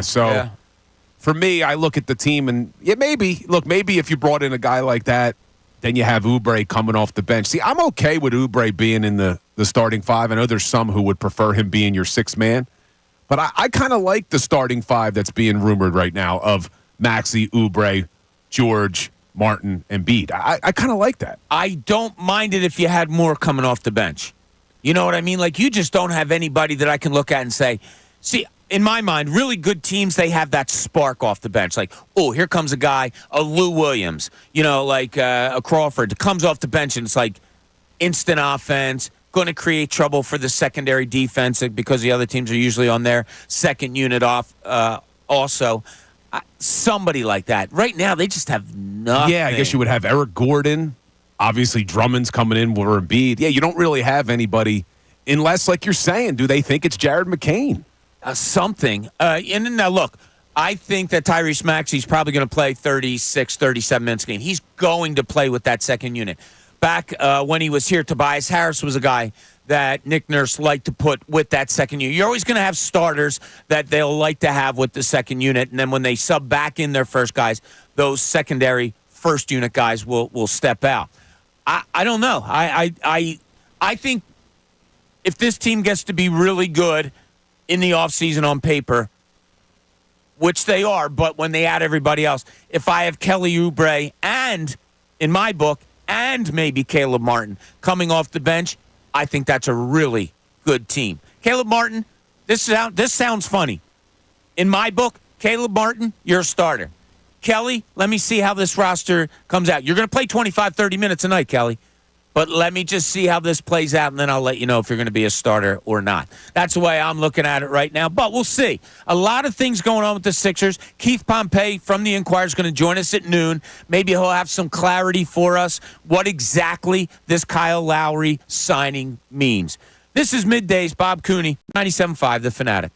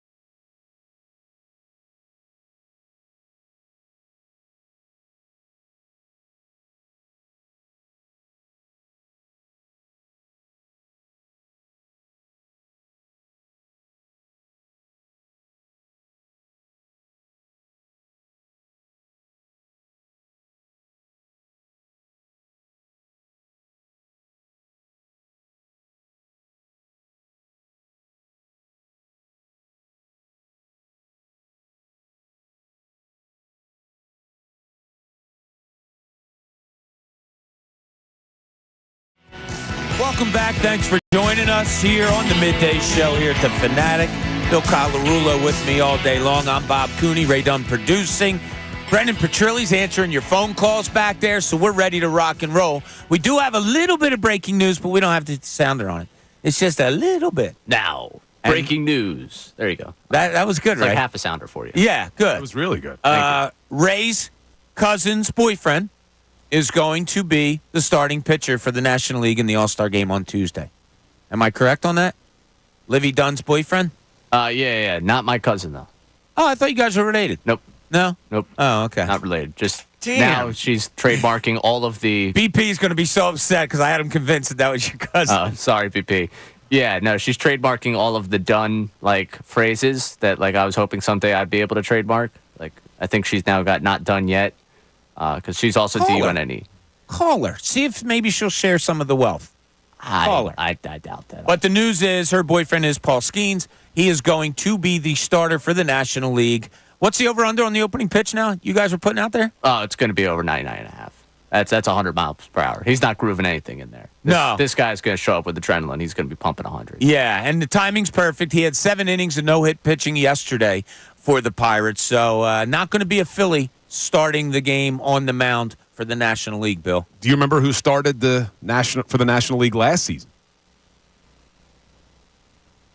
Wasn't Wheeler, was it? Another Bishop Eustace grad, Zach Gallen. That's right, it was Gallen. Yeah. So you got Tyler Phillips on Saturday. Zach Gallen's a Eustace guy. Powerhouse of a baseball team over there in Pensacola. I gotta say, You'd think they'd be able to beat Gloucester Catholic once in a while with all these great players that they have. What were you saying, Ray? I'm sorry. No, it's okay. You guys do the South Jersey thing here. I'm cool with that. I was just saying I would have preferred Zach Allen to help us out a little bit more. It's okay, Ray. We're done. Yeah, he got a little bit. See that? Like that play on words? He got a little rock this week by the Braves, did Mr. Gallen. Only went 5 innings, got a loss. Yeah, couldn't have helped us out, could he? Matt from Audubon, you're on 97.5 The Fanatic. What's up, Matt? How you doing, gentlemen? Good afternoon. Doing great. How about you? I'm doing good until actually, I'm not doing good now that I think about it. The people that are calling up with the Jared McCain size comments are starting to really bug me because I feel like it's just becoming this thing everyone is saying, so everyone else is saying it. But look around the league. I mean, Nick Nurse literally led a team to a championship with 2 6-foot guards that played alongside of each other. Tyrese Maxey, 6'2". Nobody has a problem with his size. You have Steph Curry, the best guard in the league, has been for years. He's 6'2". I don't understand it. I think it's just an autopilot thing people are saying. With that being said, you asked about what we're excited about. I think that the Lowry signing is 100% an indication that McCain is going to play alongside Maxey. And if you think about their skill sets, they actually are very, very similar. They're both 3-level scorers. They can shoot off the dribble very well. Actually, I think they're both best when they are shooting off the dribble. And you have a kid that they're both of them. Maxey's first step is his probably his biggest strength, but McCain is strong. And if you have 2 guys that can shoot and can score at all levels, and then you surround them with length of George, Embiid, even if Oubre's playing small forward, you can make that happen. That's what this league is all about right now. Well, I just the size thing that you're not too concerned about. I think reasonably many people are looking at the Boston Celtics. And you have Drew Holiday, who is a strong 6'4" ball handler. And then on the wings, you have a Jaylen Brown and a Jason Tatum. Size is going to come into play. That's just one opponent. And you're true. But when you have rim protection, the scramble out after they get beat is going to be their strength then. Because you're going to be able to scramble better if one of their guards gets beat because you have the rim protection in Embiid. So I feel like you can make up for it in different ways. You can scheme, you can play defense certain ways. But I just think I love the kid McCain, 3-level skill set. I think he's going to be able to step in because he's strong and he can score no matter where he is on the court. And I don't think a lot of NBA rookies can do that. I could be wrong, but I really like what he brings to the table. All right, Matt, I appreciate it. Thanks so much. Watching highlights and watching Duke games last year, which we did, shooting off the dribble, I see him more as a standstill shooter. I like the way he catches, gets his feet set, and releases real quick.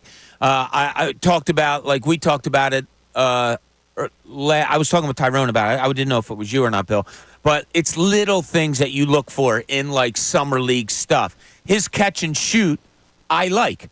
He can be on a full sprint and he can catch, and I'm talking about McCain, and get his feet set and get that shot off quickly.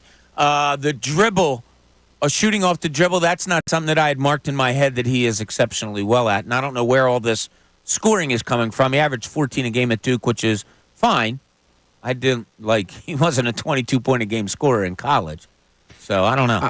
I'm excited about Jared McCain. I just think that if the goal is an NBA title, which I think everyone in the city will agree, that's the goal. It's the reason you go all in on a Paul George at 34 years old.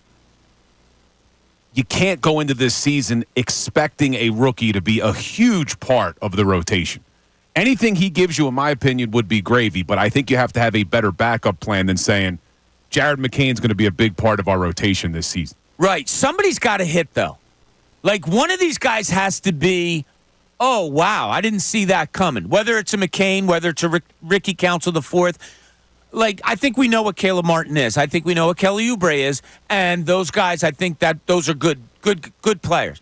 But somebody's going to have to come out of this, or somebody that they pick up, I think, that you're going to have to say, oh, wow, look at that. That was a good fit. Or, wow, he's better than I thought he was. Maybe it's a McCain. Right now, it has to be a McCain. It has to be a Ricky Council IV. It has to be somebody on this roster. Yeah, maybe it's Ricky Council. And look, the other positive, too, that we have on this team, you don't know what Maxi's ceiling is yet, Bob. Yeah, that's a good point. I mean, like, Maxi could surprise us again this season with a big leap. But I was thinking about it during the break because you mentioned you'd rather have Oubre coming off the bench potentially because there's not anybody else that can provide that spark. Would you be interested? We're saying, look, me and you in agreement. We don't want Kyle Lowry to get a ton of minutes.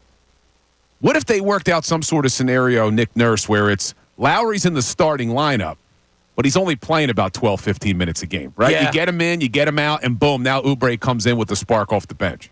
Yeah, and I guess you weren't. I think we brought that up a couple weeks ago. I wonder. It's not prototypical NBA where you're going to play a starter 12 minutes. Like those were back in the days of like Mark Iverone. Like back in the 80s, the Lakers, the Sixers, Celtics, they were so good that they would start this innocuous guy only to bring a guy off the bench that would play you 30 minutes a game. I don't know. I don't love it. I'm just thinking outside the box because you're right. They don't have a lot of options coming off that bench. Now, in the playoffs, you're only doing an 8-man rotation anyway, probably. Right. The Knicks did 7 last year. Yeah, the Celtics, my God, they were 7 and sometimes 6 when it got to tight games in the playoffs. So a lot of talk about this Sixers roster, which probably has yet to be completed. Definitely has yet to be completed. We're going to talk to Keith Pompei from the Inquirer about that coming up next. Bill Colarulo is with us all day long today. I'm Bob Cooney. This is Middays, 97.5 The Fanatic.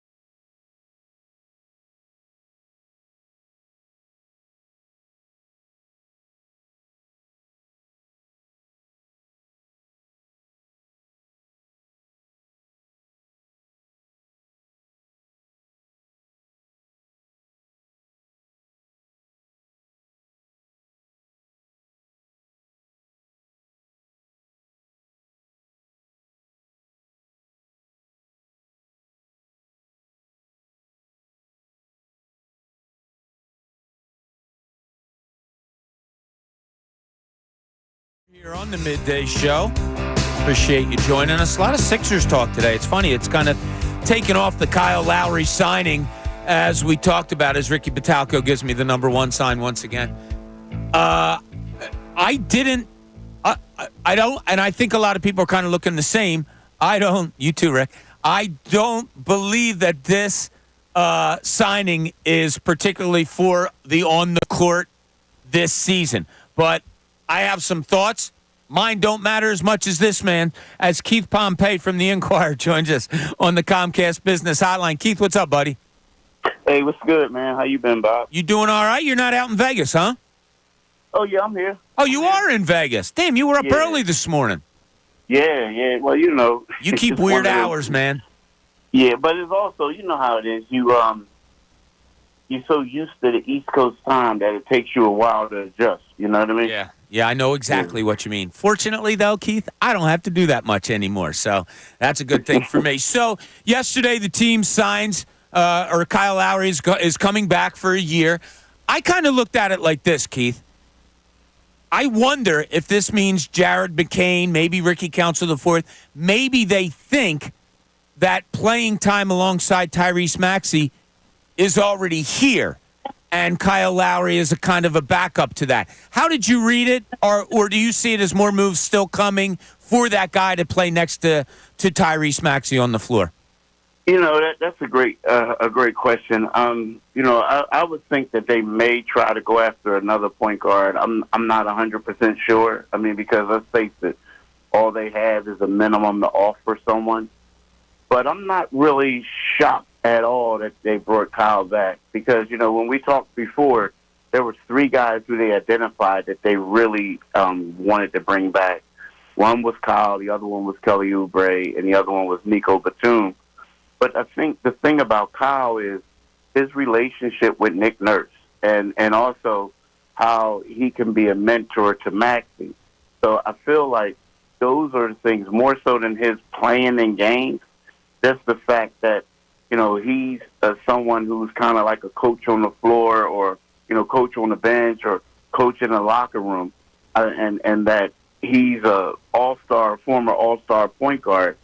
It could be great to benefit Maxey. But, you know, the thing is, when you talk about McCain, you know, he's a guy that basically is showing us that in the summer league, granted the summer league, that he can handle the ball. He can run the offense. So, yeah, he could be, you know, someone that they could rely on, you know, when Maxey isn't on the floor and things like that. But I do think that Kyle will play, but I don't know what type of role he will have. But I do know that, you know, he's going to be someone that they're going to depend on as far as being a leader and a guy that's making sure that guys are prepared and ready.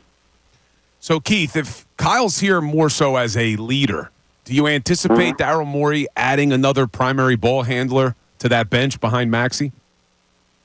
I mean, he could. I mean, the only problem is right now, I mean, you know, let's say, like, if they go and they do a signing trade with K.J. Martin, right, and then you have, like, $7 to $8 million to go get someone, right, that way.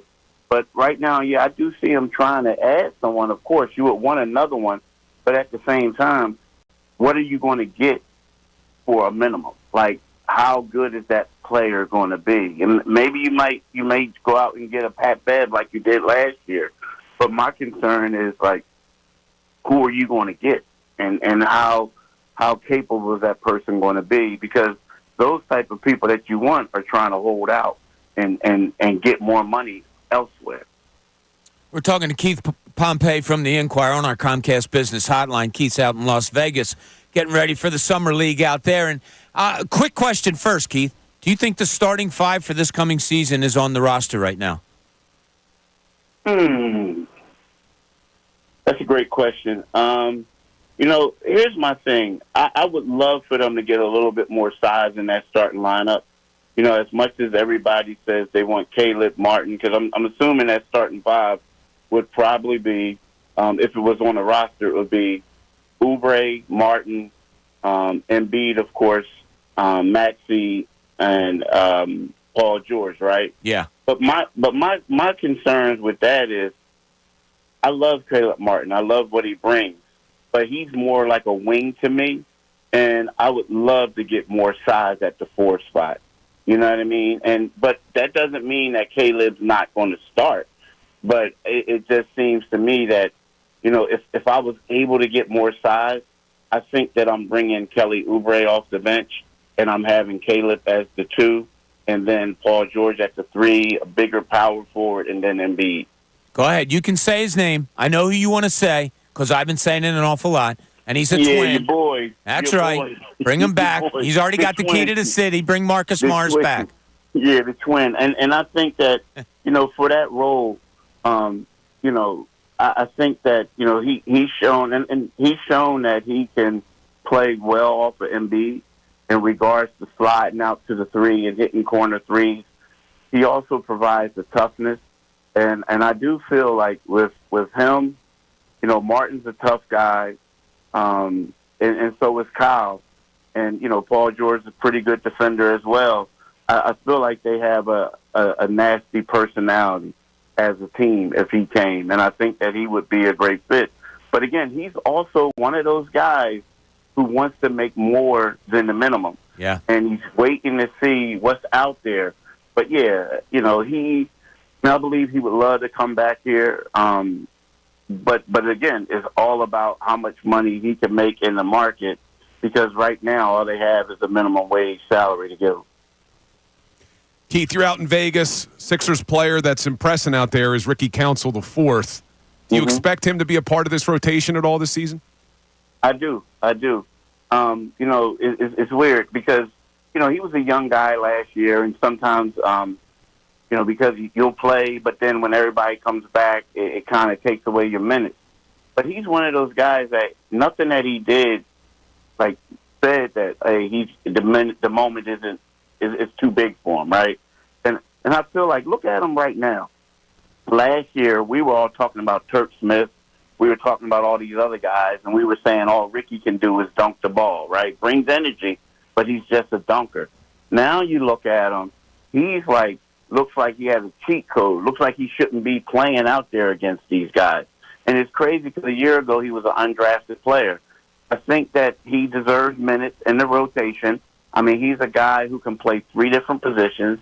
He's a small forward, but he can slide up to the 4 if you want to do small ball. But he can also play the 2. And he improved his shot a lot, and he's a tough-minded guy. So, yeah, I think that, he's a guy that should be in the rotation because he deserves it. And, he's a hard worker, man, a really hard worker. Keith, you got to see Nick Nurse for a full season last year, and then, it's just like a player. You got to watch a coach for a full season to kind of figure out what they are, what they want, and different strategies and all that.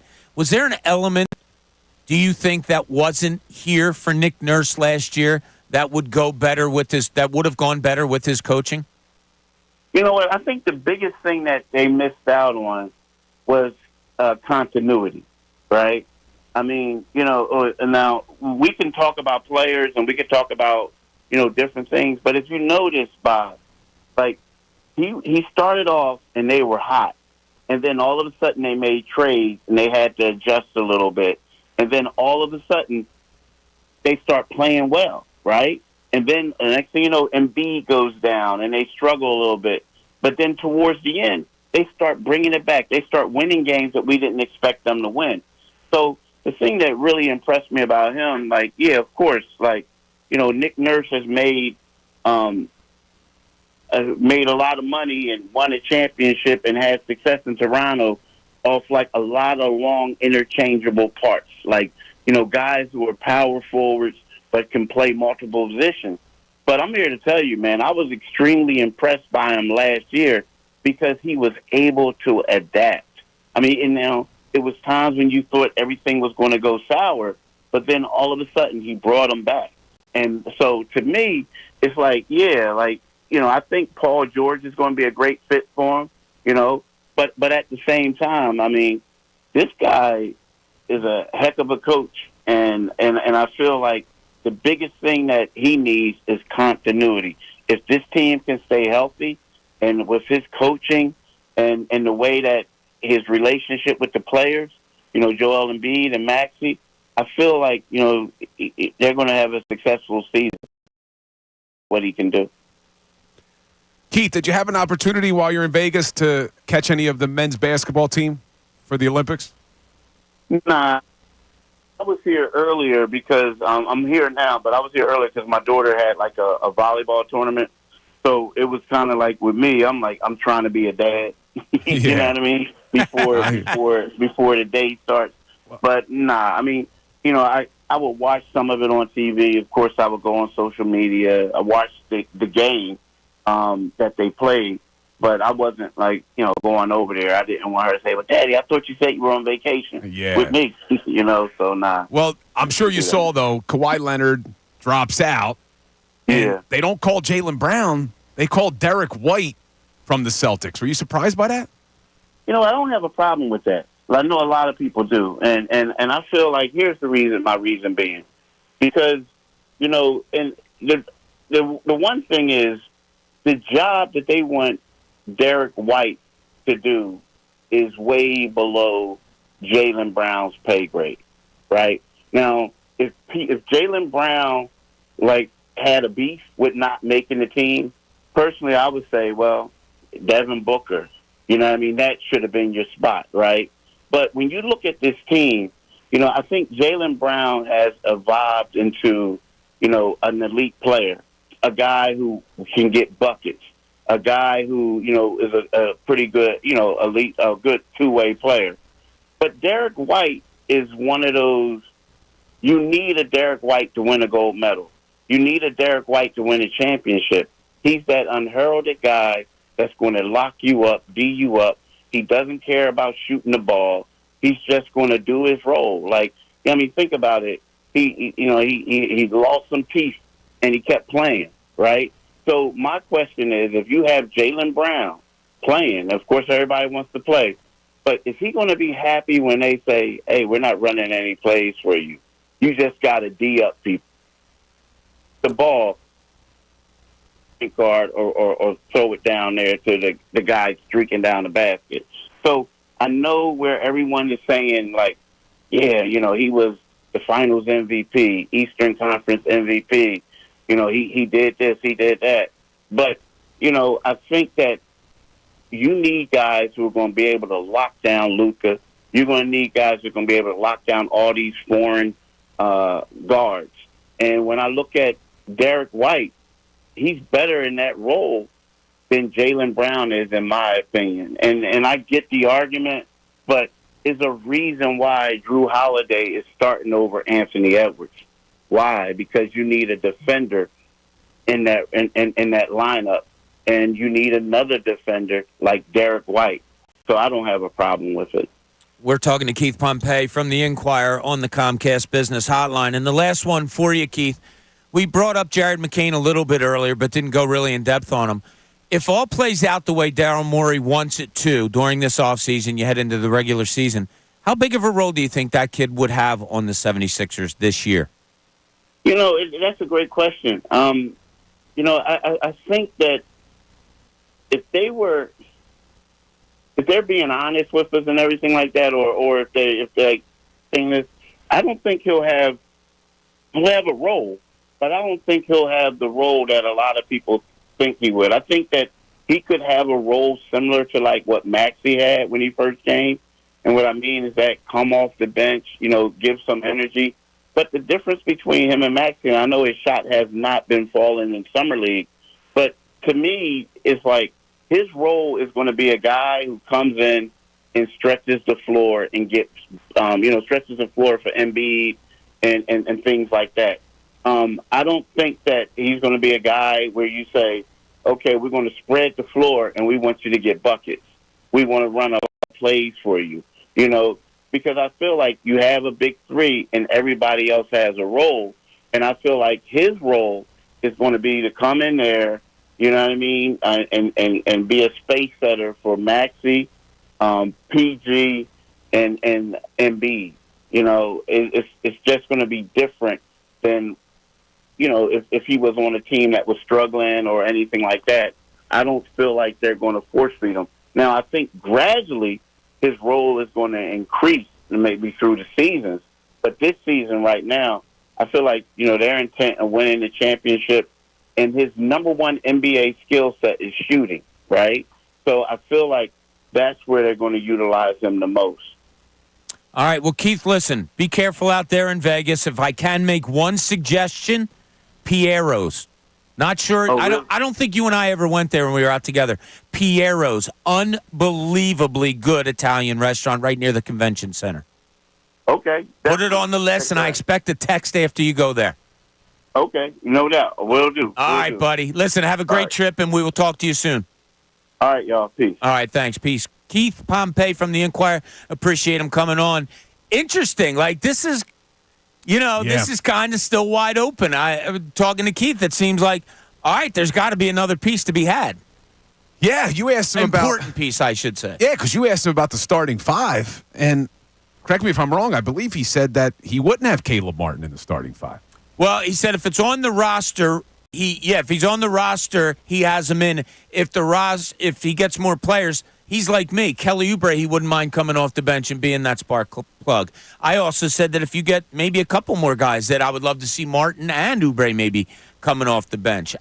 It's kind of he doesn't see McCain right now, which is logical as a rookie, giving him big minutes. But I don't know. This Kyle Lowry move, I don't know what to make of it. I expected it, but I don't know what to make of what's going on moving forward. Yeah, it's interesting because a lot of the criticism around Daryl Morey over the last few years has been he's a one-trick pony. He only knows how to go out and sign a big star.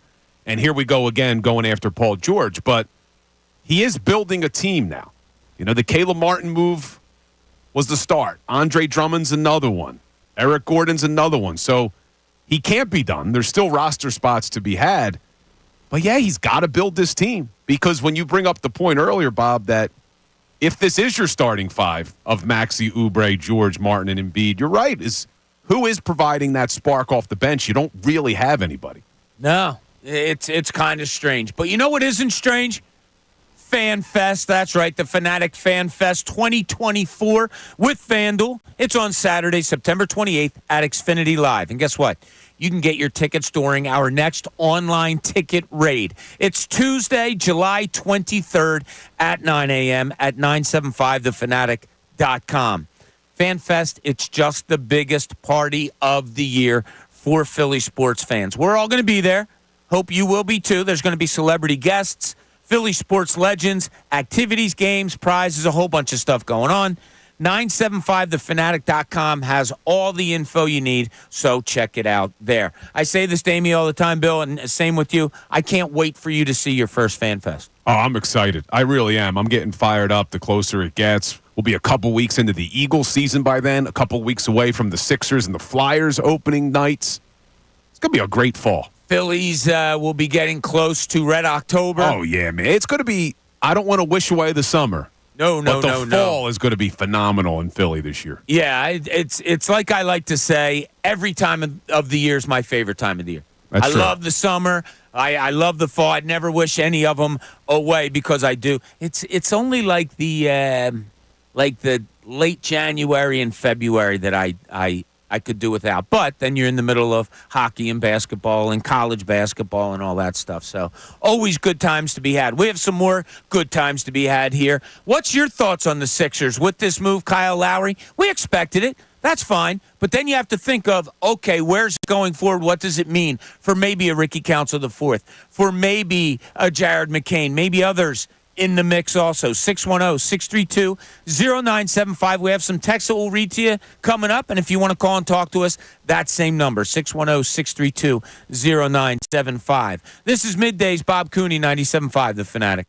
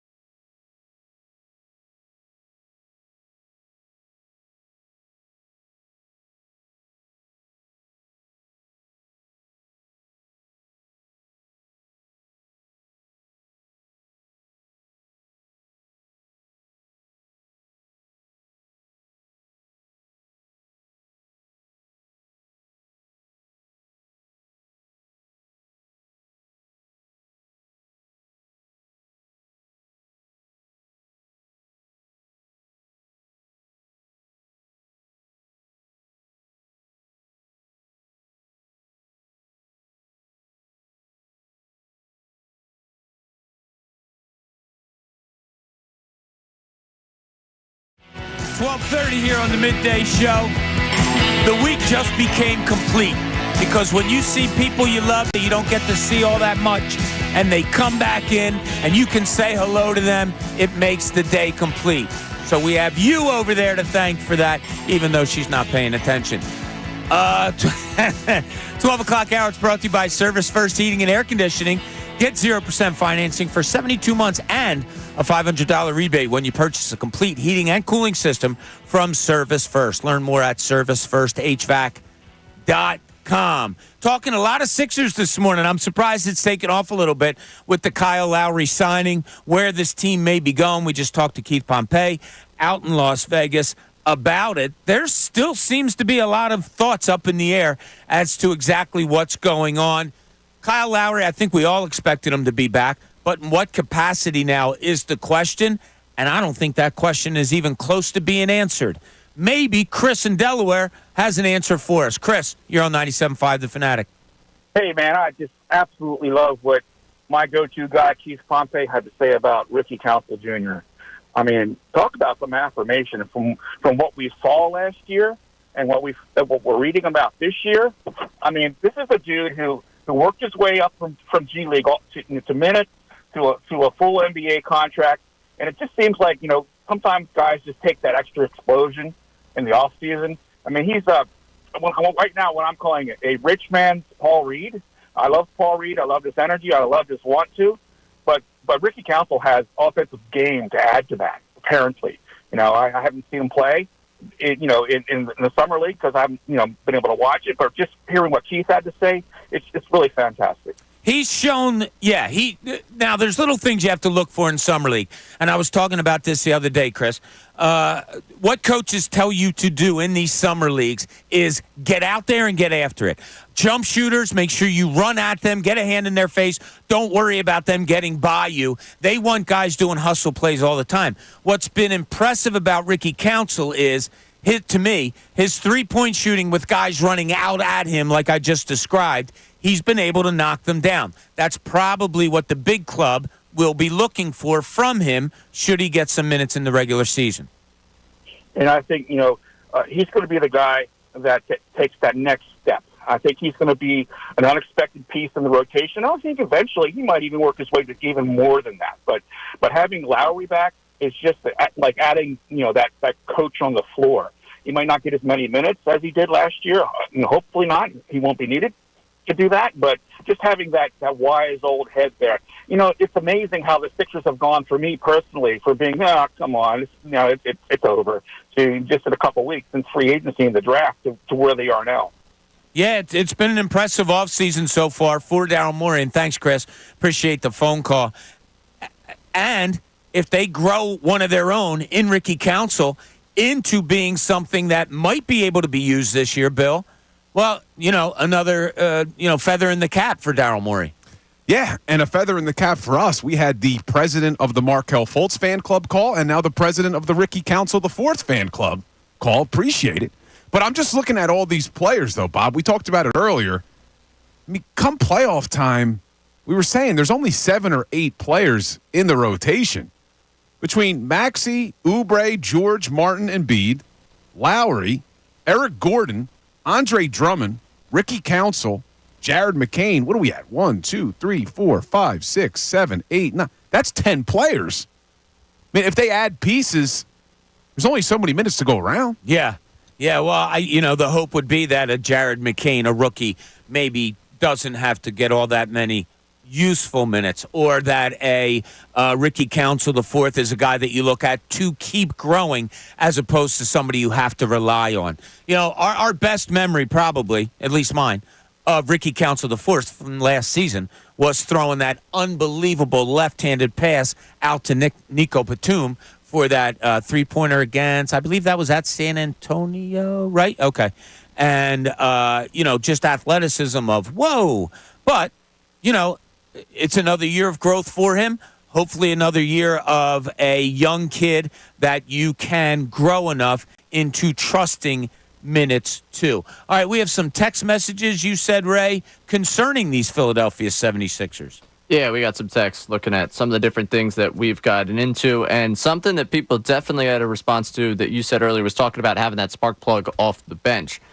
C from Bucks County checking in. Boston just won the sale. They had, and this is his words, not mine, no one coming off their bench. Pritchard, Hauser, Horford, and Cornette aren't exactly the world's greatest bench. They're not, but in Tatum and Brown, you have 25 and 26-year-olds out there that are going to play you, and Drew Holiday is still playing, ton of minutes. He doesn't, use energy like that. You have 34-year-old Paul George who gets hurt, who has a history of getting hurt. Joel Embiid, who has a history of getting hurt.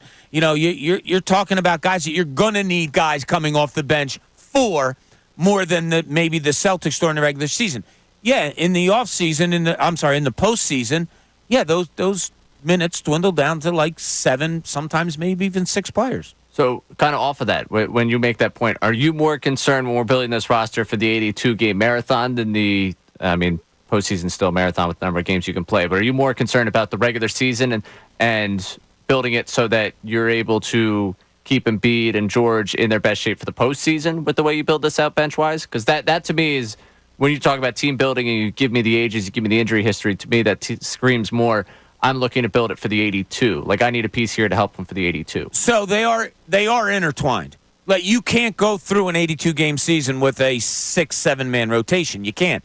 You hope to get that really good 3-4 guys off the bench that you use every night, maybe even up to 5 with a specialist during the regular season. You know what your number one sub is. You know Andre Drummond is going to play for Joel Embiid when he's off the floor. There's one. Then you're hoping for a wing, maybe a ball handler. That might be 2 and 3, and that's probably it. But you'll know that during the season. So it's kind of intertwined. You'll have your bench of 4 or 5 during the season. Yeah, it gets knocked down because Maxi's going to go 40 minutes, Embiid's going to go 40 minutes, Paul George's going to go 40 minutes. There's just not minutes to be had in the playoffs. Yeah, I'm more focused on the postseason. I think everyone would agree, but yeah, you're right, Bob. They go hand in hand because you're going to need some players. I mean, right now they don't have a wing to come off the bench, right? Who would it be? I mean, Adem Bona is not going to be your answer. No, he's getting garbage minutes. Yeah, probably so he's not going to be your year. answer. So they got to bring in somebody. Marcus Morris Sr. makes a lot of sense, but yeah, we'll see. I'm going to enjoy the regular season. I'm not going to be one of the fans who says, wake me up in the playoffs. But I also am not really caring about the regular season. The goal is keep George and Embiid healthy. I don't care how many games Embiid plays. I don't care how many games George plays, as long as they're both healthy come postseason time. Now, obviously, they have to be on the court. They have to gel. They got to learn how to play with each other. Exactly. But, yeah, it's interesting because Morey can't be done. There has to be other shoes to drop here just simply because they don't have enough roster spots filled yet, but they don't have answers off the bench at all right now. Even Lowry, we're not sure, is going to be the primary ball handler coming off the bench. Maybe they need to add somebody else there, too. So it is interesting. Keep it here for the next couple of weeks. More breaking news coming, I'm sure. Yeah, it'll be fun. What else we got, Ray? Speaking to that bench, we got Wallace in Jacksonville, Florida, checking in, saying Morey should absolutely bring back Terry Johnson. I mean, campaign. The guy is a bottle of electricity waiting to explode when he hits the floor. Would love to see him back on the squad. Man, you got to take a low blow at the guy there, though? With this false name to the police? I got to tell you. Did you add that or did he put that? No, he put that out. Okay. I do not mix up and change words for people's texts. I read the words you send me. Yeah, if I was on that team and they do re-sign him at one practice at some point, I am getting all of my teammates Terry Johnson shirts to wear with a picture of him on the front with the Johnson name on the back and have at it that way. Have some fun with it. But campaign's an interesting name. Another one. I just wonder about now, are you growing the same type of player kind of all over the board there? I'm looking for that bigger body. What else? We got someone checking in here with the idea of, hey, you love the second unit, maybe Jordan Clarkson. And that's obviously you're going to have to maneuver money and maneuver. I don't even know if you can get into that role, but. Yeah, I don't think that's a possibility. Yeah, $14 million is his cap hit. I don't know what type of balloon deal you have to make, and I don't think that's, at this point, probably feasible. Yeah, no, nor do I. Did we get any Phillies text today about our earlier talk when we were I brought up about earlier, and Bill and I talked this out about how the obvious move at the trade deadline for many is another bat in the outfield or a bullpen arm. And a great bullpen arm just walked by again and flipped me off. But I said, look, they ran it back from last year. I'm almost okay. Not that every team doesn't need improvement, but if they stand pat, I'm almost okay with. Did we get any texts about that at all, Ray? We got Maurice in North Philly talking about your Brandon Marsh conversation. Wants him to start every day because right now, whoever you put in is not much better. Yeah, I mean that screams you got to get another right-handed bat. You're right. I hear you on that. It's got to just I don't know. I really like Brandon Marsh. I'd like to see it, but as an everyday thing. But they're not going to do it. They're simply not going to do it, and they know baseball far better than I do. Yeah, in Topper we trust. I keep saying, look, I'm not going to question his decisions. You could always go back and look over 162 games and say he should have done this, he should have done that. Rob Thompson's got it right a lot more times than he's got it wrong over the last 3 seasons. He knows this team. He's been the perfect manager for this team. As much as I would like to see Brandon Marsh, too, play every day, give him a chance against lefties, in Topper we trust, Bob. Yeah, that is true. All right, let me tell you about the Fanatic Deal of the Week. It's Artillery Brewing.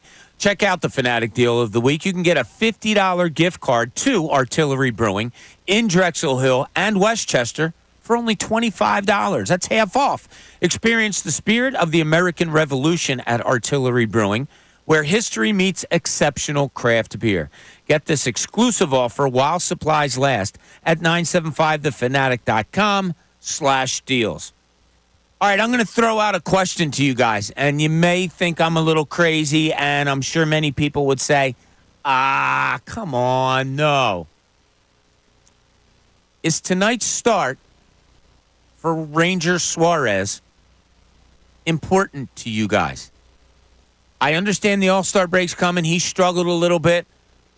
I kind of want to see him go out on a good note. Not that I'm getting worried about him. He told Tom McCarthy, and apparently the way he said it sounded like he was kind of laughing. Yeah, I lost my slider. I kind of want him to find it tonight. I want a good outing by him tonight. I don't want him to have, not a good outing and then go to the All-Star game in a little bit of wonderment. Nah, I want to tie everything up. I want shoelaces tied. I want zippers zipped. I want Ranger on cue for tonight. I'll find out what the guys think and what you think. 610-632-0975. This is Middays, Bob Cooney, 97.5 The Fanatic.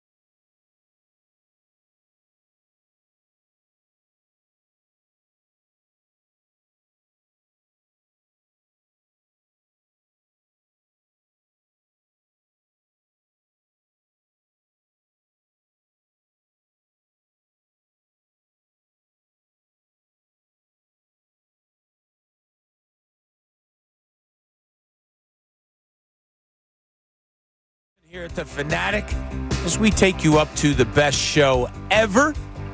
Just talking with Ricky. Tyrone's out there preparing. Sylvana's in there bothering our producer, Ray. We had to kick her out of there because, I don't know, there's just not good vibes between the two of them sometimes. So friends squabble, maybe sometimes even more than strangers, and they prove that. All right, bucket list. Talking sports, doing things, going places. Wimbledon, on there or no? Not for me. No? How about you, Ray? I'd love to get there. It's not like top of the list for me. Not top 10? No. No? No. Nah, me either. What's your top 3? You got 3, Ray? Because I'm looking at Wimbledon. It used to, I would say it was probably a top 5 bucket list for me at one point. But, yeah, I think you're right. Yeah. Tennis has gone down to me, like, from when I was a kid. But, well, Augusta's one for me. I haven't seen the Masters. The Masters would be incredible. That's up there. Fortunately for me, I've lived one of my top 3, going to a Super Bowl that the Eagles are in and watching them win it. Oh, wow. Doesn't get much better than that. No. In Minnesota.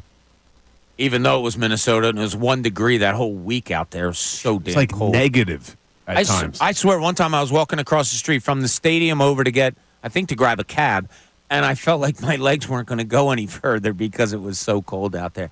I would put on there seeing a golf tournament, the Old Course of Scotland. That would be cool. I think that might be one of them. Go ahead, Ray. You can talk anytime you want. Yeah, I was letting you share your bucket list. I'm teasing. All right. There's a lot of things I want to go to Olympics at some point. Okay. Somewhere. No, give us a somewhere. Would you just say Europe in general? Would you say? I'm supposed to go in 2020 to Tokyo, but yeah, that one was up there. Paris. I mean, to go in this year. Like, yeah, I think anywhere you put the Olympics, I'd like to go follow around and see it. Okay. At some point. That Cool. would be a bucket list for me. I just think it's cool. Different countries competing, and I'm going to enjoy it. I know, that's probably a conversation we'll get into in the next couple of weeks of like, how much you really going to pay attention? I'll enjoy it. I'll start the medal count. I'll get into it. I feel bad also. The Olympics is coming up, and I don't know. Is there any juice at all? Like, we used to know who I don't know. I feel like I used to know more of the participants. Track and field, swimming, basketball, of course, we follow all that. But I just feel like I used to be more involved with the Olympics. And maybe it's an age thing. I don't know. Do you feel maybe it's a profession thing? That I'm not watching it as much as I used to? I just mean like doing this versus doing the work in the newspaper. Like, I feel like you're looking for stories in the summer versus you're talking on the radio in the summer, 2 different things. Yeah, maybe. That's a good point. I think it might be a profession. Yeah, it could have been, but I will get into it. Basketball's still cool. Yeah, but I'll get into it. I'll start watching the track and field. Like my wife and daughter, they love the swimming. My daughter swam all her life, so they love watching that. I'll get into it, and you'll see a name or something. Oh, they're still around. Like Gedecki, is that her name? Don't you think they could do? Katie Ledecky, yeah. Don't you think the Olympics could do a better job of advertising their product, though? Yeah, because you have a whole world to advertise. That's what I mean. Like, we don't really know a lot of the names of the star athletes who are going to participate. I just think that if they did a better job of advertising it, especially to our youth, like Ray Dunn, I just think people would probably be more into it. Because you do have, if you're looking at America, one of the greatest athletes of all time in America in Simone Biles. And she's competing in another Olympics, and I don't see her, like, splattered everywhere. We should, right? That's what I mean. I think that there should be a way. Look, we've talked about this with Tyrone before as well. Major League Baseball misses the boat on that. I don't think they promote their stars enough. Basketball, they do a great job promoting their stars. The Olympics should do the same thing, or at least the United States, if they want to build hype around it. I'm sure in other countries they're probably doing it. Yeah, probably. You're right, though. I never thought of it. It's just it hasn't caught on with me yet. It will, though. Like, when I'm sitting at home at night and the Phillies aren't on or whatever, it'll be Olympics all the time because I do just love it once you get into it. But, yeah, the hype, I don't know. It's just not there for me now. And Ray, maybe you're right. Maybe because it's a change of profession. But I put it out there before we went to break. And look, I'm not going overly nuts about this. The worry meter isn't like rising or anything like that. It might be shaking a little. Do you need to see something from Ranger Suarez tonight? Would it give you a more comfortable feeling, or is it kind of one of those, It's the last start before the All-Star break. He'll get the rest he needs. He'll be fine when he gets back. Where are you, Bill? You know, I would really like to see a nice start because I'm more concerned about the fatigue, the fact that he's pitched so many more innings already this season than what he did at this point last year. I'm not going to panic if he has another bad outing because it'll be like, okay, well, now he'll get the All-Star break, maybe rest a little bit if he only pitches one inning in the All-Star game. But it would certainly make me feel a lot better when I go to bed that, wow, Suarez is back to dominate. Yeah, I'm there. I got to admit it. Like, I am there. His is a type of pitching that, obviously, as we know, he's got to paint corners. He goes to spots. It's not the type of pitching that if something isn't working, well, I can kind of overpower people. You know, he's not going to reach back and get a 97, 98-mile-an-hour fastball. That's just not him. He needs to find his spots. He hasn't been able to find them. As I said earlier, he told Tom McCarthy, I've lost my slider. Yeah, I'd kind of like for him to find. I would like a solid. I'll tell you this. I need at least a quality start out of him tonight. Yeah. Now, I'm looking at Ray, and I'm getting the old, like, oh, stop it. I'm not saying this just because it's how I feel. You know me. I don't bring stuff up, Ray, or I don't make stuff up. I do. I feel like I need a good start out of him before he gets his rest during the All-Star break. Yeah, I'd love to see a good start from him because he's a pitcher for my baseball team. The only thing that I could go down the path of wanting to see him pitch well is that you have a weekend of Phillips and Mercado, which is a weekend of chaos potentially for you. And now it's the A's, so that's pretty cool. But a lot of bullpen work probably on Saturday and Sunday. Right, and you saw the last 2 days, you had your big horses out there to close out those games. So they pitched back-to-back days. I'll be curious to see who's even available today. So, yeah, I think I would like him to have a good start because, one, he's a Philly, and, I enjoy Ranger and all those good things. I don't think it's so much of I need him to prove anything to me, show me anything before the break. I think when we get back from the break, we'll have a pretty good indication of what he's going to be because they're going to be put up against plenty of tests once they get past that Pirates series. So we could start to get down that path later on when we get there. I would just like a solid 5 or 6 from him today because I would like that bullpen to not have to be totally taxed. Oh, I go more. I mean, you got to figure that Hoffman's out tonight, obviously. Mm-hmm. Alvarado's out tonight. Both of those guys went the last 2 nights. And Strom's out tonight probably. So you have 3 guys in the bullpen that probably aren't available tonight. I'll make a prediction about this weekend with the A's. You ready for this? This is bold, too. There's going to be a doubleheader on Sunday. Saturday or Sunday? Sunday. They playing tonight? I don't know. They might not play tonight. They might not play tomorrow. Don't tell me that. I know you have plans to go tonight. I'm sorry. Yes, they're playing tonight. What does that do for Ranger? If they get rained out tonight, do you start Suarez tomorrow? Then can he pitch in the All-Star game at that point? I don't know. I'd feel bad for him if he didn't pitch in an All-Star game because obviously that's what those guys won. But as a fan, follower, person who wants his team to win, I don't really care if he gets an All-Star throw. I mean, what, a batter, maybe? I mean, he's only going to go in for like an inning. I think that it would just be probably his normal work day. You're right, Bill, right? Just a work day. Yeah, I mean, to me, it's like, and this is an insane comparison to draw, but just for like watching baseball purposes, when they brought Wheeler out in the Game 7s because it was regular throwing day, like that was just, I think Suarez would be on a regular schedule at that point. I think they're going to give him extended time after the break, if I had to guess. Reading between the tea leaves, I think it was Matt Gelb who was on with us was talking about like, oh yeah, they got some time. After the break, or I don't know. Someone said something. I remember listening. I don't know, one of the guests on the station talking about the rest. Yeah.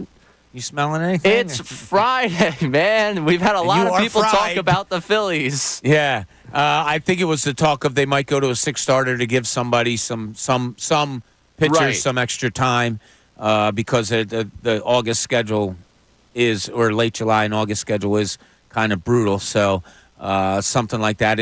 I think it was said, I think I read something that Zach Wheeler being held out of this start on Sunday, but they are looking for him to start the first game back after the All-Star game. So we'll see how it all plays out. But, yeah, not only do I want, I think you need now, the way we're talking it out, the bullpen being used so much, you're going to have probably a lot of bullpen. You might have double headers. You might have something weird going on this week. You need some solid innings from Ranger Suarez, so we hope to get that. All right, when we get back, 1 o'clock hour.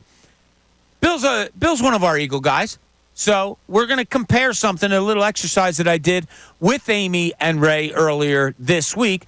I want to give it to Bill and see where the positivities and maybe some of the negatives stand on this. This is Middays. Bob Cooney, 97.5 The Fanatic.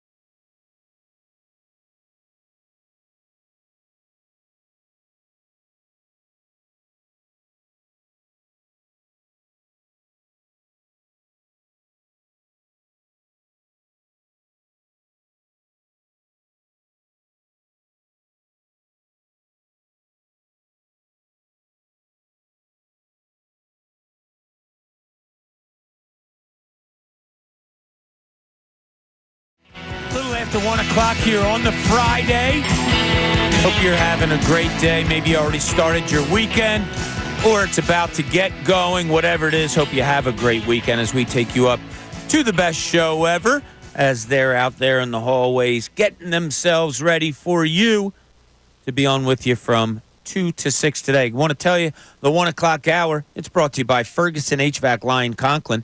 Attention HVAC contractors for equipment, parts, and supplies for every heating and cooling job.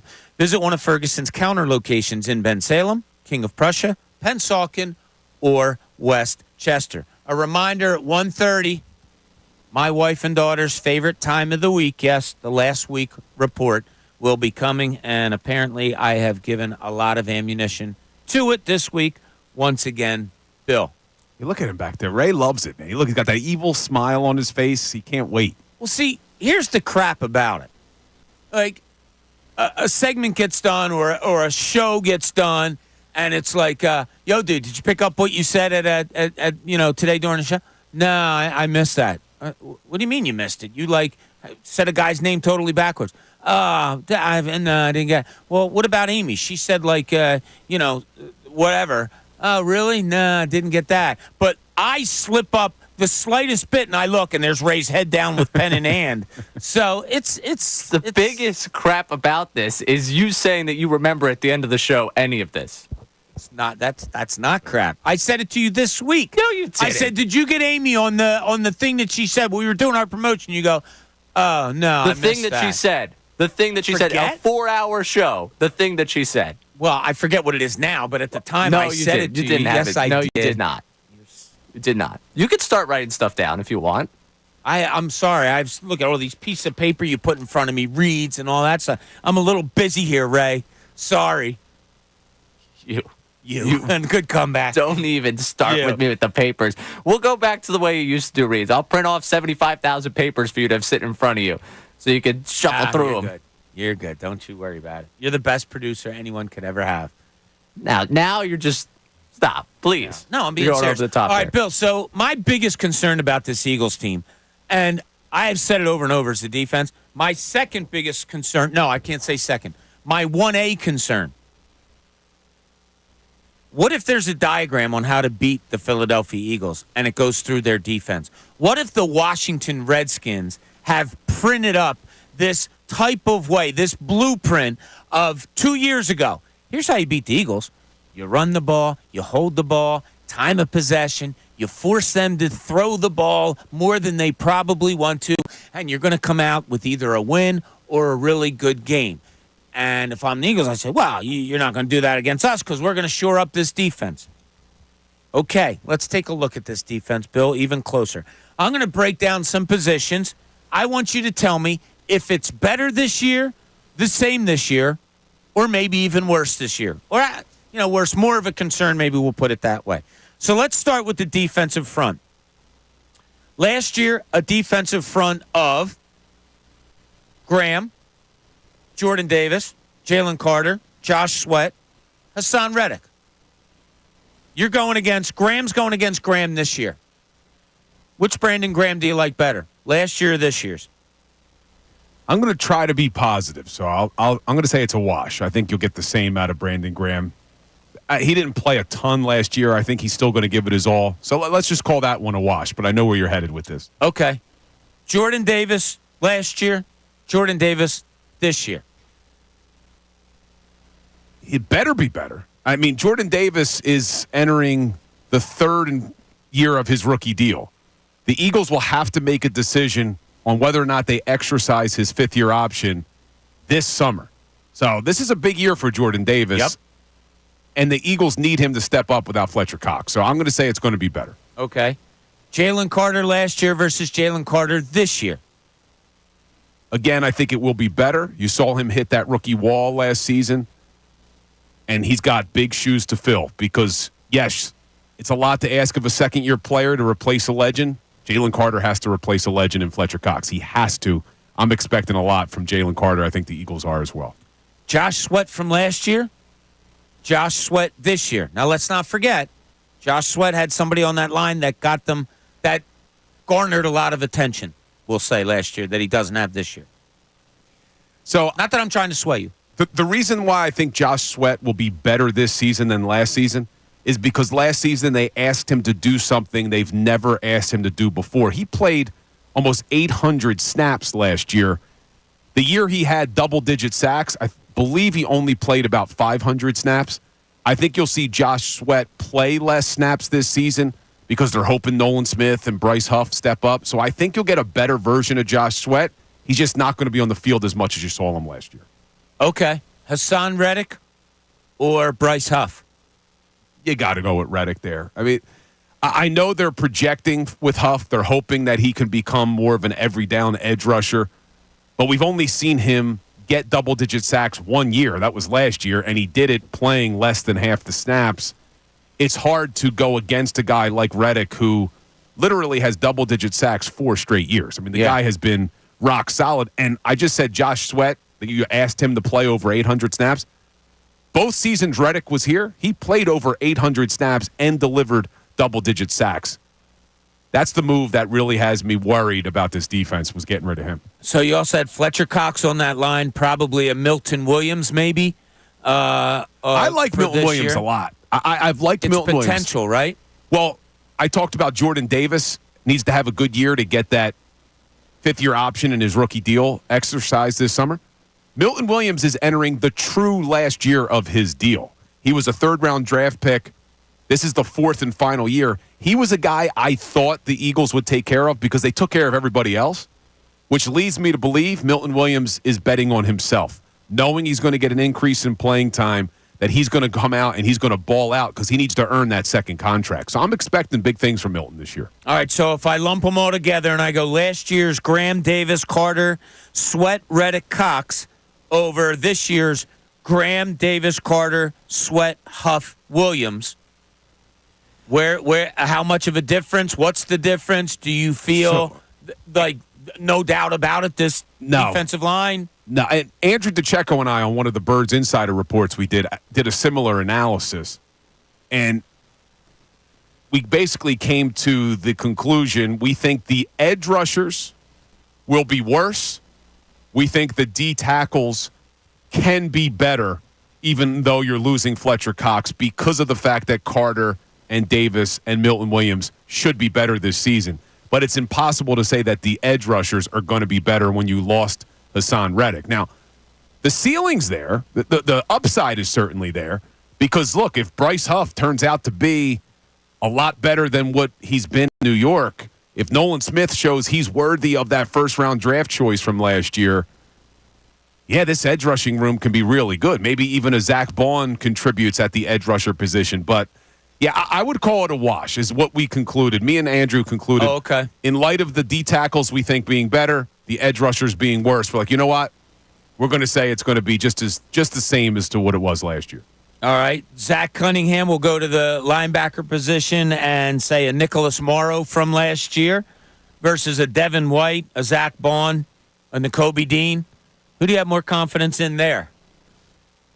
I don't have confidence in anybody. I don't have confidence in anybody. Now, look, it's going to be tough for them to be a lot worse than what you got last season. The team became desperate going out and getting Shaq Leonard, who clearly didn't have much left in the tank.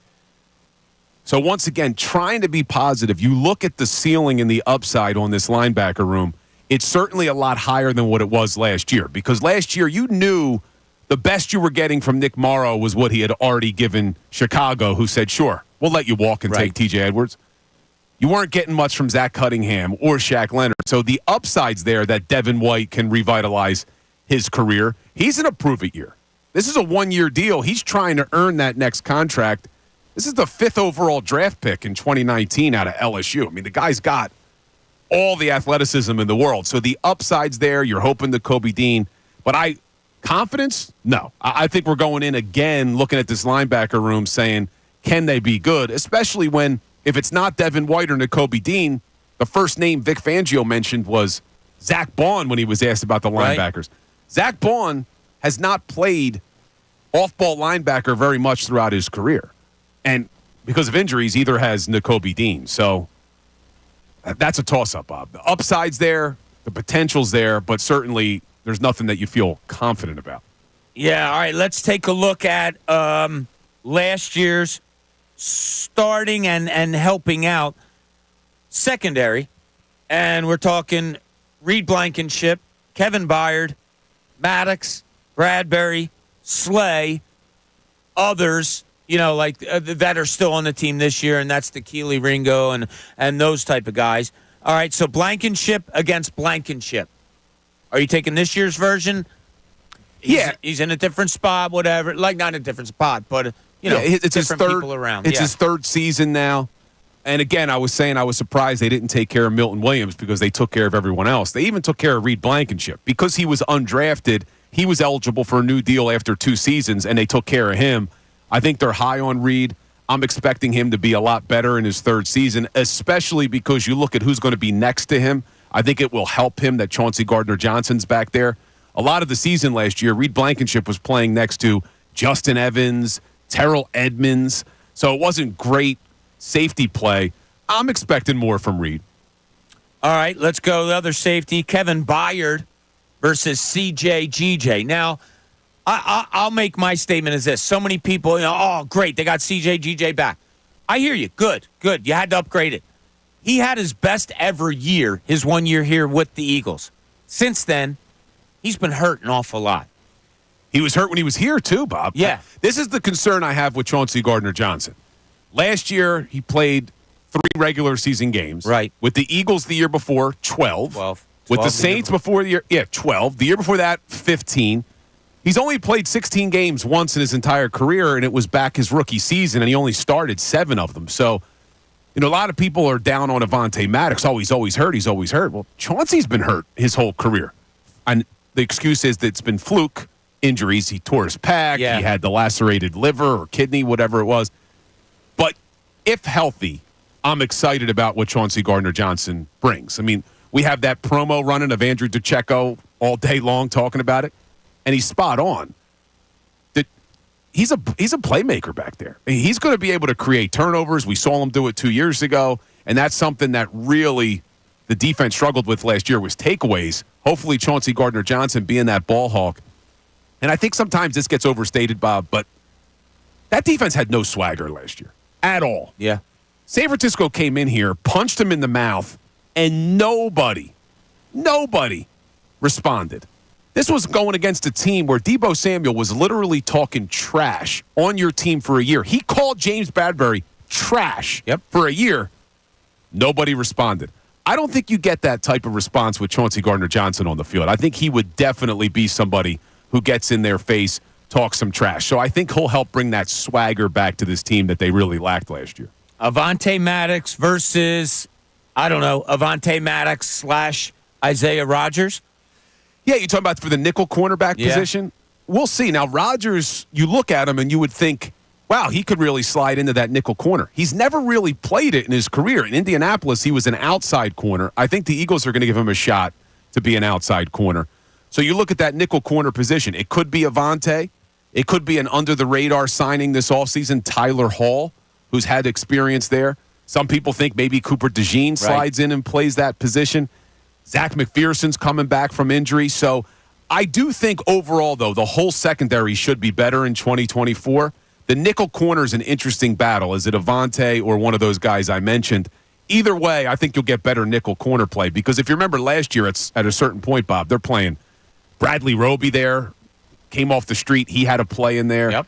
So James Bradbury slid in there for a couple games. Yep. I think you'll get better nickel corner play, whoever it is. All right. Last year's Bradbury versus rookie this year, Quinyon Mitchell. So I think the outside corner, and I said this when they drafted Quinyon, hopefully he wins the job because to me that'll show that he's really that good, but I'm not expecting him to. I think instead of James Bradbury, you're either going to get Isaiah Rodgers or a guy I'm really high on, Keely Ringo. I really liked Ringo coming out of Georgia. He was young. I saw a lot of promising things down the stretch last year. I was expecting him to take a leap. Everything we heard coming out of mandatory minicamp was he took that leap. So I would not be shocked if week 1, game 1, your starting corner instead of JB is Keely Ringo, and it will definitely be better than what you got last season. All right. Fair. And Slay versus Slay last year versus this year.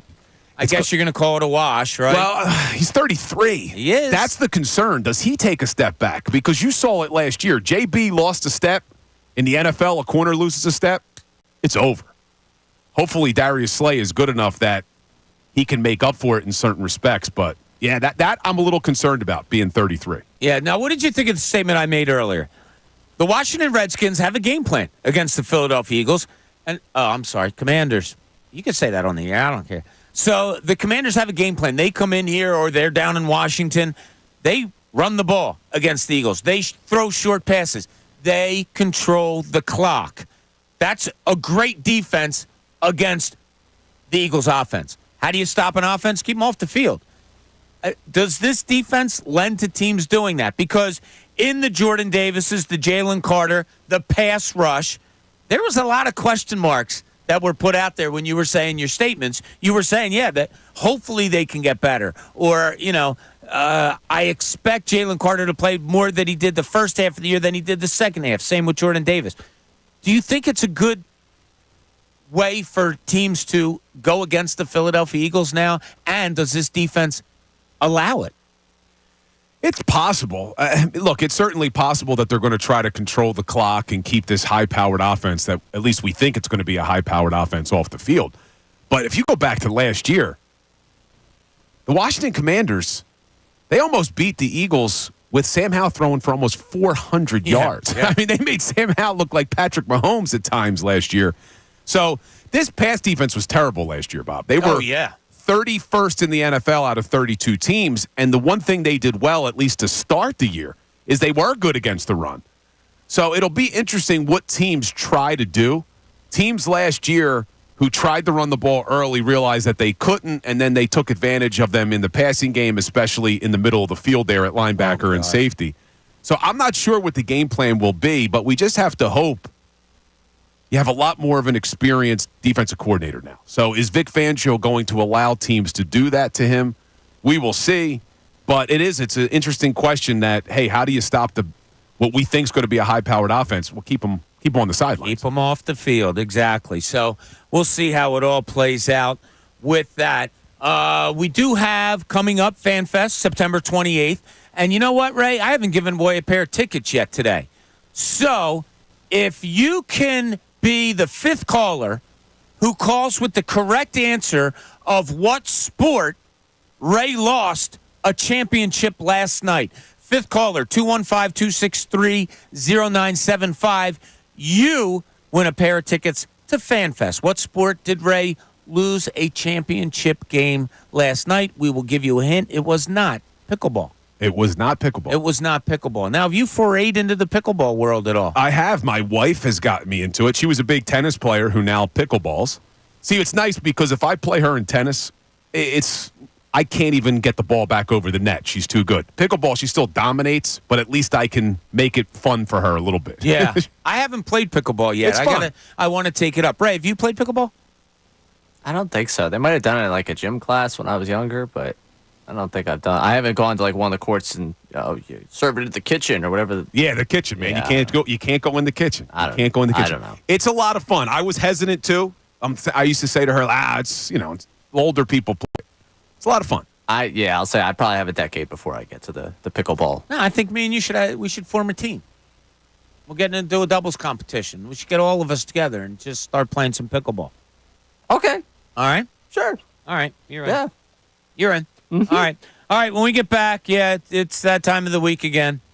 We're going to let you hear the last week report that Ray has made up. Basically, it's a tribute to my fumblings during the week. That's not true. That's not true. I'm looking at the numbers right now, and okay. It's not as much of you as you anticipate. Oh, okay, good. Yeah, all right. Like you we're really looking forward to it. It was only account Amy for like 70% of it. Yeah, but Amy was the only person here all week. So is it a lot of Amy? We do have Amy in there. I'm in there.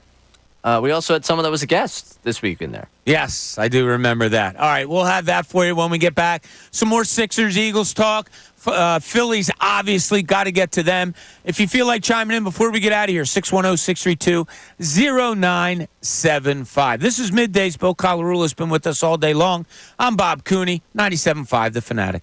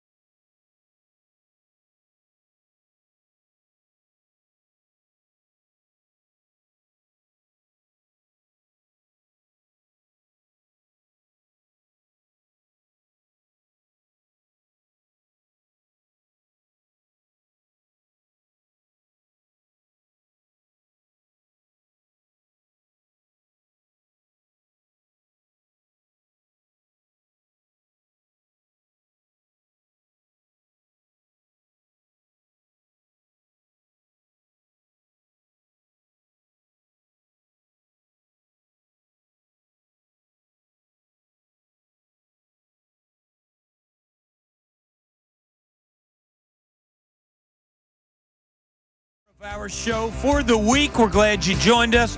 Hope you're having a good Friday. We've had a lot of fun today. I was surprised how much the Kyle Lowry signing kind of sparked some Sixers talk today, so it's good to hear everybody on that. Obviously, Phillies talk that we had, just did a little exercise on the Eagles with Bill. I just want to say I don't have confidence in this defense right now, not especially. I have confidence. The defensive coordinator, yes. Great track record, all that. But I just think there's still a lot of question marks there, and has me a little anxious. I'm there with you. It's hard to have confidence, but to try to be positive as we sit here 11 days away, there is a very high upside with this defense. There's a lot more talent potentially, but you're right. There's a lot of question marks that have to turn into exclamation points for it to happen, but there's certainly more upside this year than last year. Last year we went into it kind of knowing the defense is going to struggle. I think everybody looked at the defense last year and thought, okay, offense is going to have to outscore a lot of teams because the defense is going to struggle. This year you look at it and there's question marks, but there's potential that they could be good. That's the positive I'm leaving with. All right. Potential could mean question marks in your mind, whatever it is. I do have a big question mark when it comes to the Eagles defense right now, especially when the Washington Commanders have kind of diagrammed a way to go at. What do you give me a face for? That was my congratulations look to you. Like, you're right. I was wrong.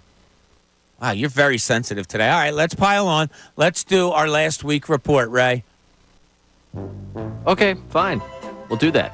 Mike is yours. Thank you. I appreciate it, Bob. So obviously our show of accountability here.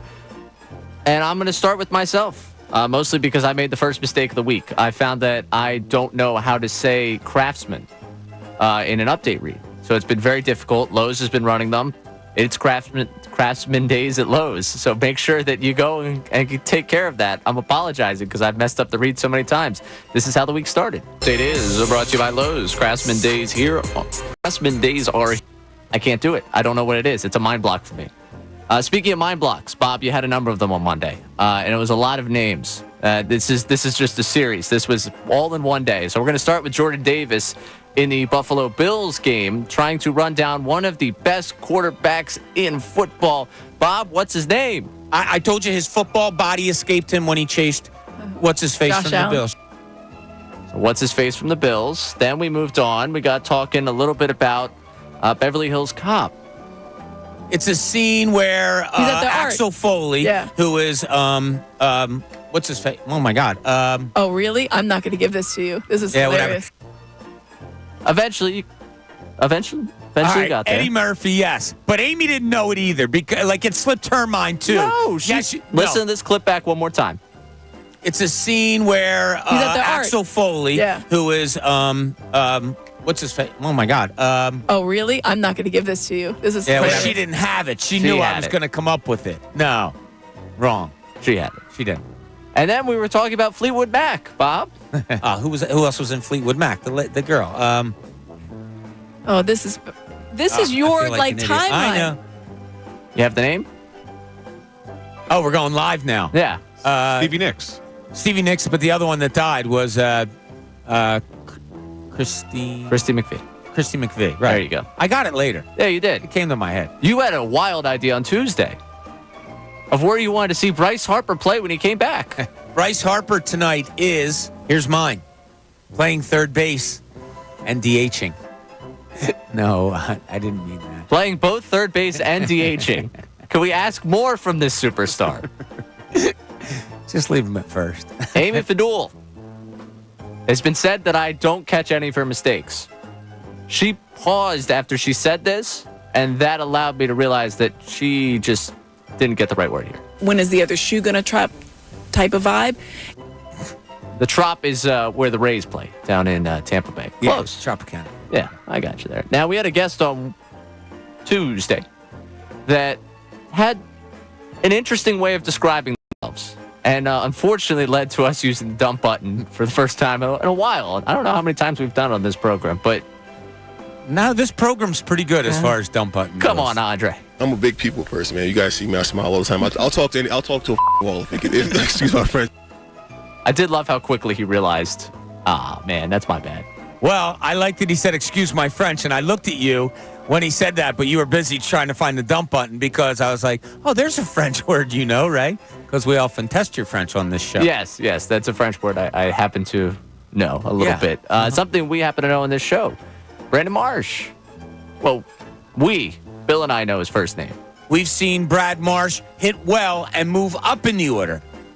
I was talking about the Flyers defenseman from the 80s. Yeah. He hit well. He was a heavy hitter. And Didn't that wear a moved him helmet. up in the order. Yeah. Because he was the third defenseman, moved him up to first defenseman. If you can't follow along what I'm talking about, Ray, maybe you should look elsewhere. I am looking at myself on this one because I also made a mistake with a first name this week. It rhymes with your first name, and that got me all mixed up.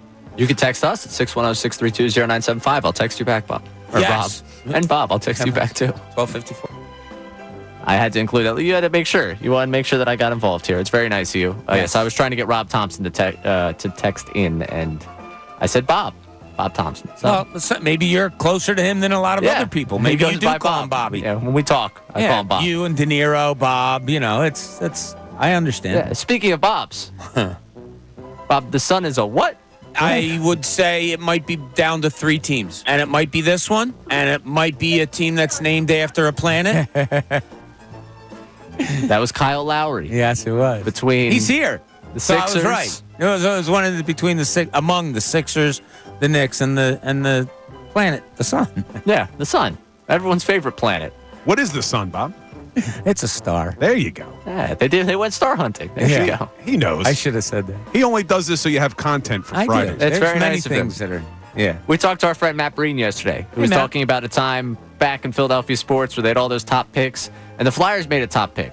And you guys were trying to get the name of him. Oh, man, you're whoever the Flyers picked, I can't even think of it right now, but all 4 of them. Patrick Nolan. Out. Oh, so close. All right. Nolan Patrick. You edited out where I said comma. No, I edited out the part where Matt was like, oh, yeah, Nolan Patrick, you're right, kind of. And that's your last week report. All right, not too bad. Good job, Ray. As always, good job by you. It's more fun to listen to when I'm sitting next to my wife and daughter because they make fun of me too, Noah, and they get such joy out of what you do. I did get to see this firsthand, Bill. This was something the other night while I was over at Bob's. I got to see firsthand just they would fit in really well. Like if we put them over there on mic 3 and mic 6, I think they would dominate in terms of this. There's an idea for a special show. No. That's not bad. Bring them in studio for the last week report. That's not bad. Jenna, I think Donna would clam up. My daughter would be. Calling Donna out. Bold move for a guy who the entire segment's about ripping.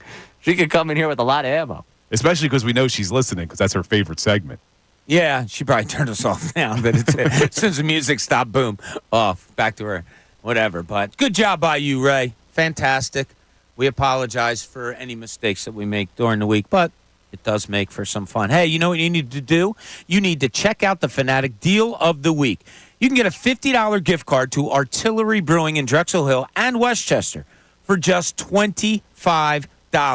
Experience the spirit of the American Revolution at Artillery Brewing, where history meets exceptional craft beer. Get this exclusive offer while supplies last at 975thefanatic.com/deals. So I don't know where you are as far as wins and losses and all of that stuff, Bill. You hear a lot of it, obviously, when it comes to the Eagles, and people look through the schedule when it comes out and they do it. I don't really do it that much. I kind of give generalizations of whether when it comes to that week of a game, that's part of our job is to say what we think is going to happen. What type of season do you think this is going to be for the Eagles? Would you say unexpectedly good? Would you say it's going to be a good season? Or would you say it's going to be an unexpectedly bad? I'll just put those 3 categories. I think it's going to be, I wouldn't say unexpectedly good. I think it's going to be a good season. I expect them to win the NFC East.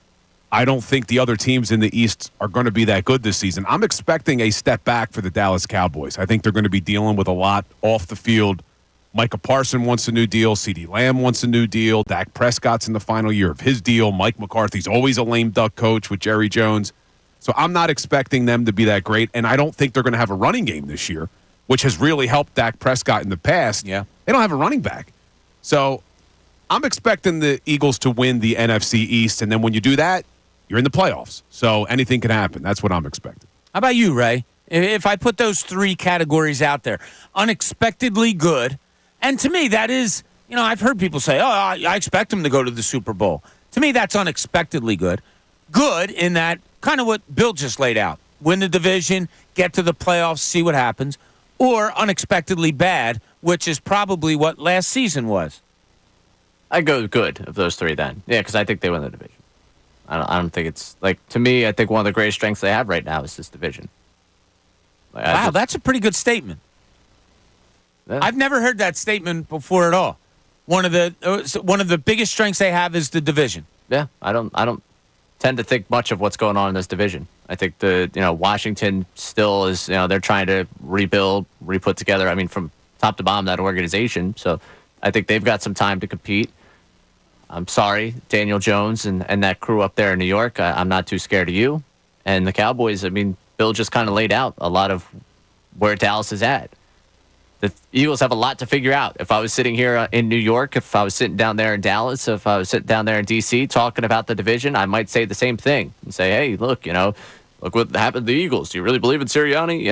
And probably have that thought process. But looking at the rest of the division, there's not a team where I'm like, I don't know how we're going to deal with them this year. So I think that's a strength for this team going into the season. Now, the major X factor with the division is Jaden Daniels, the new quarterback in Washington. Because 10 years ago, you didn't expect a rookie to come in and completely change a team in his rookie season. Look at what C.J. Stroud just did with the Texans, and now they have Dan Quinn as the new head coach with Washington. They did add some veteran players, Frankie Laveau, Bobby Wagner in the middle of that defense. So you look at Washington, I'm not expecting much, but who knows? If Jaden Daniels is the next C.J. Stroud, then you could be concerned, but I'm with Ray on the division. All right, I want to say congratulations to Jay Agner, who won the 2 tickets to FanFest, as he was the 5th caller who guessed that the sport that Ray lost a championship last night in was indeed softball. How do you know it's not French? Like Ray would maybe pronounce that Anye. Could be. Maybe it is. I don't know. Because, actually, I do know, because Brendan Petrilli came in and said that his last name was like Agner or something like that. So gotcha. There it is. Ray, 14-11 loss. Just a quick synopsis of what in the hell happened to you guys last night, the Clown Ballers. Yeah. Strong start. Tough rest of the game. Strong what? Strong start. Tough rest of the game. So you guys got a lead early? Yeah. Wow, he doesn't want to talk about it, does he, Bill? Still hurting? Still I don't know. We had a lead early. The lead dissipated. We ended up falling behind. Weren't able to get enough, big innings. Honestly, that's what it comes down to. Is this it for you, Ray? Are you calling it a career, or are you back next season? No. I'm still of the team. The window is closing. There's however, a lot of people on the team. yesterday. You should start asking that question before you ask me that question. Wow, dissension after a loss. It's not dissension. I'm saying I'm the youngest guy on the team pretty much. Wow. You respect your elders. Now, do you think a managerial change is something that is much needed by the Clown Ballers? To get them over the top, yeah. Them? Oh, they're them. Are you leaving team? Would it be us? To get that group over the top, yeah. Yeah, I would agree. Oh, you're already over the top. It's the rest of the group that needs That's to not what I'm saying. I'm saying, trying to decipher exactly if we're what you're talking on saying. Sports Talk Radio about that team, I'm not using the us. Season's over. I'm a free agent. Wow. I'll be back, but wow, with a vengeance. Yeah. Hit me 7, see what happens. You have no idea how badly I wanted to hit a home run last night and just drop that line on him. So badly. But I stayed within myself. I played the game I had to play. Base hits. That's who I am. Not going to try and step out of what I am. Wow. All right. His inner Connor Thomas comes out. I mean, listen, congratulations on a great season. I would have preferred to bat higher. Connor Thomas picked himself as the Fanatic host most likely to win a home run derby. Yeah, he's an ass. Day that ends in Y. Yeah, that's all we have on that. He probably thinks he'd win the pickleball tournament here, too. I bet he's never played. No doubt. Yeah, no doubt. So it's getting tiring with him. It really is. Especially all the talk. And then I'll go out after he's played 60 rounds of golf and absolutely kick his ass in my first time I play him in the summer. So it's a lot of fun. Can we get digital content, like mic'd up the two of you just golfing together? Because I would love to see the two of you talking smack to each other. Oh, absolutely. Yeah. What's more must watch? Biden-Trump golf outing or Bob Cooney and Connor Thomas? I don't know. I'm probably going with the Bob Cooney and Connor right? Thomas. I Oh think there's a my little God. athletic ability left with those two. We'll see. Well, more than Connor probably, as he'll tell you. But when we get back, we're going to wrap it up for the week, take you into the best show ever with Tyrone, Ricky, and Silvana. We thank you so much for joining us, not only today, but all week. Our YouTubers, we appreciate you guys so much. This is Middays, Bob Cooney, 97.5 The Fanatic.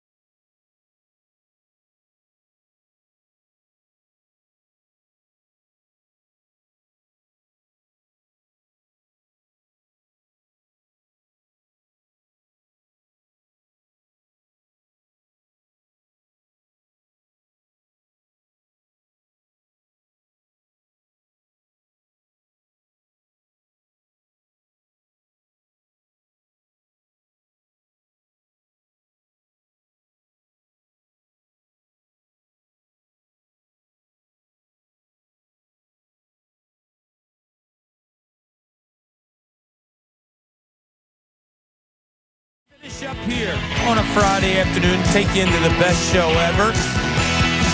I have to give kudos to somebody in our office. Tony Perrone. Kind of a do-it-all, do-everything here at our offices. She put out an email yesterday and now just put out a second one today. I think this is so cute. It said, I found $2 in the lobby. If you lost it, I have it at my desk. She sent it out yesterday, and I kind of chuckled, like, that's so sweet. Like, who would, over $2? Yeah. Who Ray would have pocketed it. Yeah, no, I would say like 95% of people, if they bent down and picked it up and saw it was two $1 bills, probably would, no harm, no foul. Maybe I go buy Ray a candy bar and you one, and I say, here, guys, this is on a stranger, whatever. Then she puts out another one today saying, hey, the $2 is still at my desk if you lost it. Like, I just think that's adorable. Yeah. All right, so let me ask you, if you lost $2 and you realize it's yours, I don't think I would notice. Yeah, but you realize it's yours, would you put your head down and go over and get it, the $2? Yes. Would you? 1,000%. I think I'd email her and say, you can keep it. Go buy yourself a candy bar. I just think I'd let it go. I don't know. I would be hustling over it. Now, when I was growing up, my dad would always give me $2 bills. Ray, you ever seen a $2 bill, Ray? Yes, I have. Interesting. Yeah, some people they don't make them anymore. No, I have seen them. What was it? There was a MMR thing, something. I went down. I think I was talking to Casey Boy from MMR one day, and he was telling me about something that they were giving away. Somebody that he knows or something, giving change with $2 bills all the time. I don't know exactly what it was from, but yeah, that's an item you don't see all that much, a $2 bill. Yeah. So going into this weekend, Phillies have the A's. I don't want it to be a A's stinks, so who cares? Let's go, move on. No, it's kind of like when Matt Strom struck out Shohei Ohtani the other night with 2 men on base. That wouldn't have been any good if the next batter came up and got a hit. Yeah. That sweep against the Dodgers, it's got to have, to me, go sweep the A's. They stink. They can't play on the road. Sweep them. And it's going to be interesting because outside of today, if there is a game, you got Tyler Phillips on Saturday and Michael Mercado on Sunday. So it's not going to be a guaranteed win with those two guys on the mound. So it'll be exciting watch. Tyler Phillips is going to give you, I'm going out on a limb. Tyler Phillips is going to give you 5 really good innings on Saturday. I mean, he went to the wrong high school. That's not his fault. His parents probably sent him there under the false pretense that, oh, yeah, this is a preparatory school. It's, the best school ever. Nah, he's doing Bob's well. taking a shot at my alma mater I'm here. just teasing you. Because we were rivals in high school, Eustis and Catholic, right? That's right. You're rivals with Bob in high school. No, I was a lot younger. Easy. Many years younger. Yeah, so we accumulated a bunch of wins in between, when Bill was playing, when I played. Although I will say I played football. Catholic smoked me every year I was there, man. Yeah, they had some really good times there when you were playing football there. Yeah, you might. Nah, you're too old for that. But listen, we want to thank everybody for making this a terrific week. We hope we brought you along. You had a good week with us. Also, we'll be back on Monday. Want you to stay tuned. Best show ever coming up next. Thanks, everybody. Talk to you on Monday.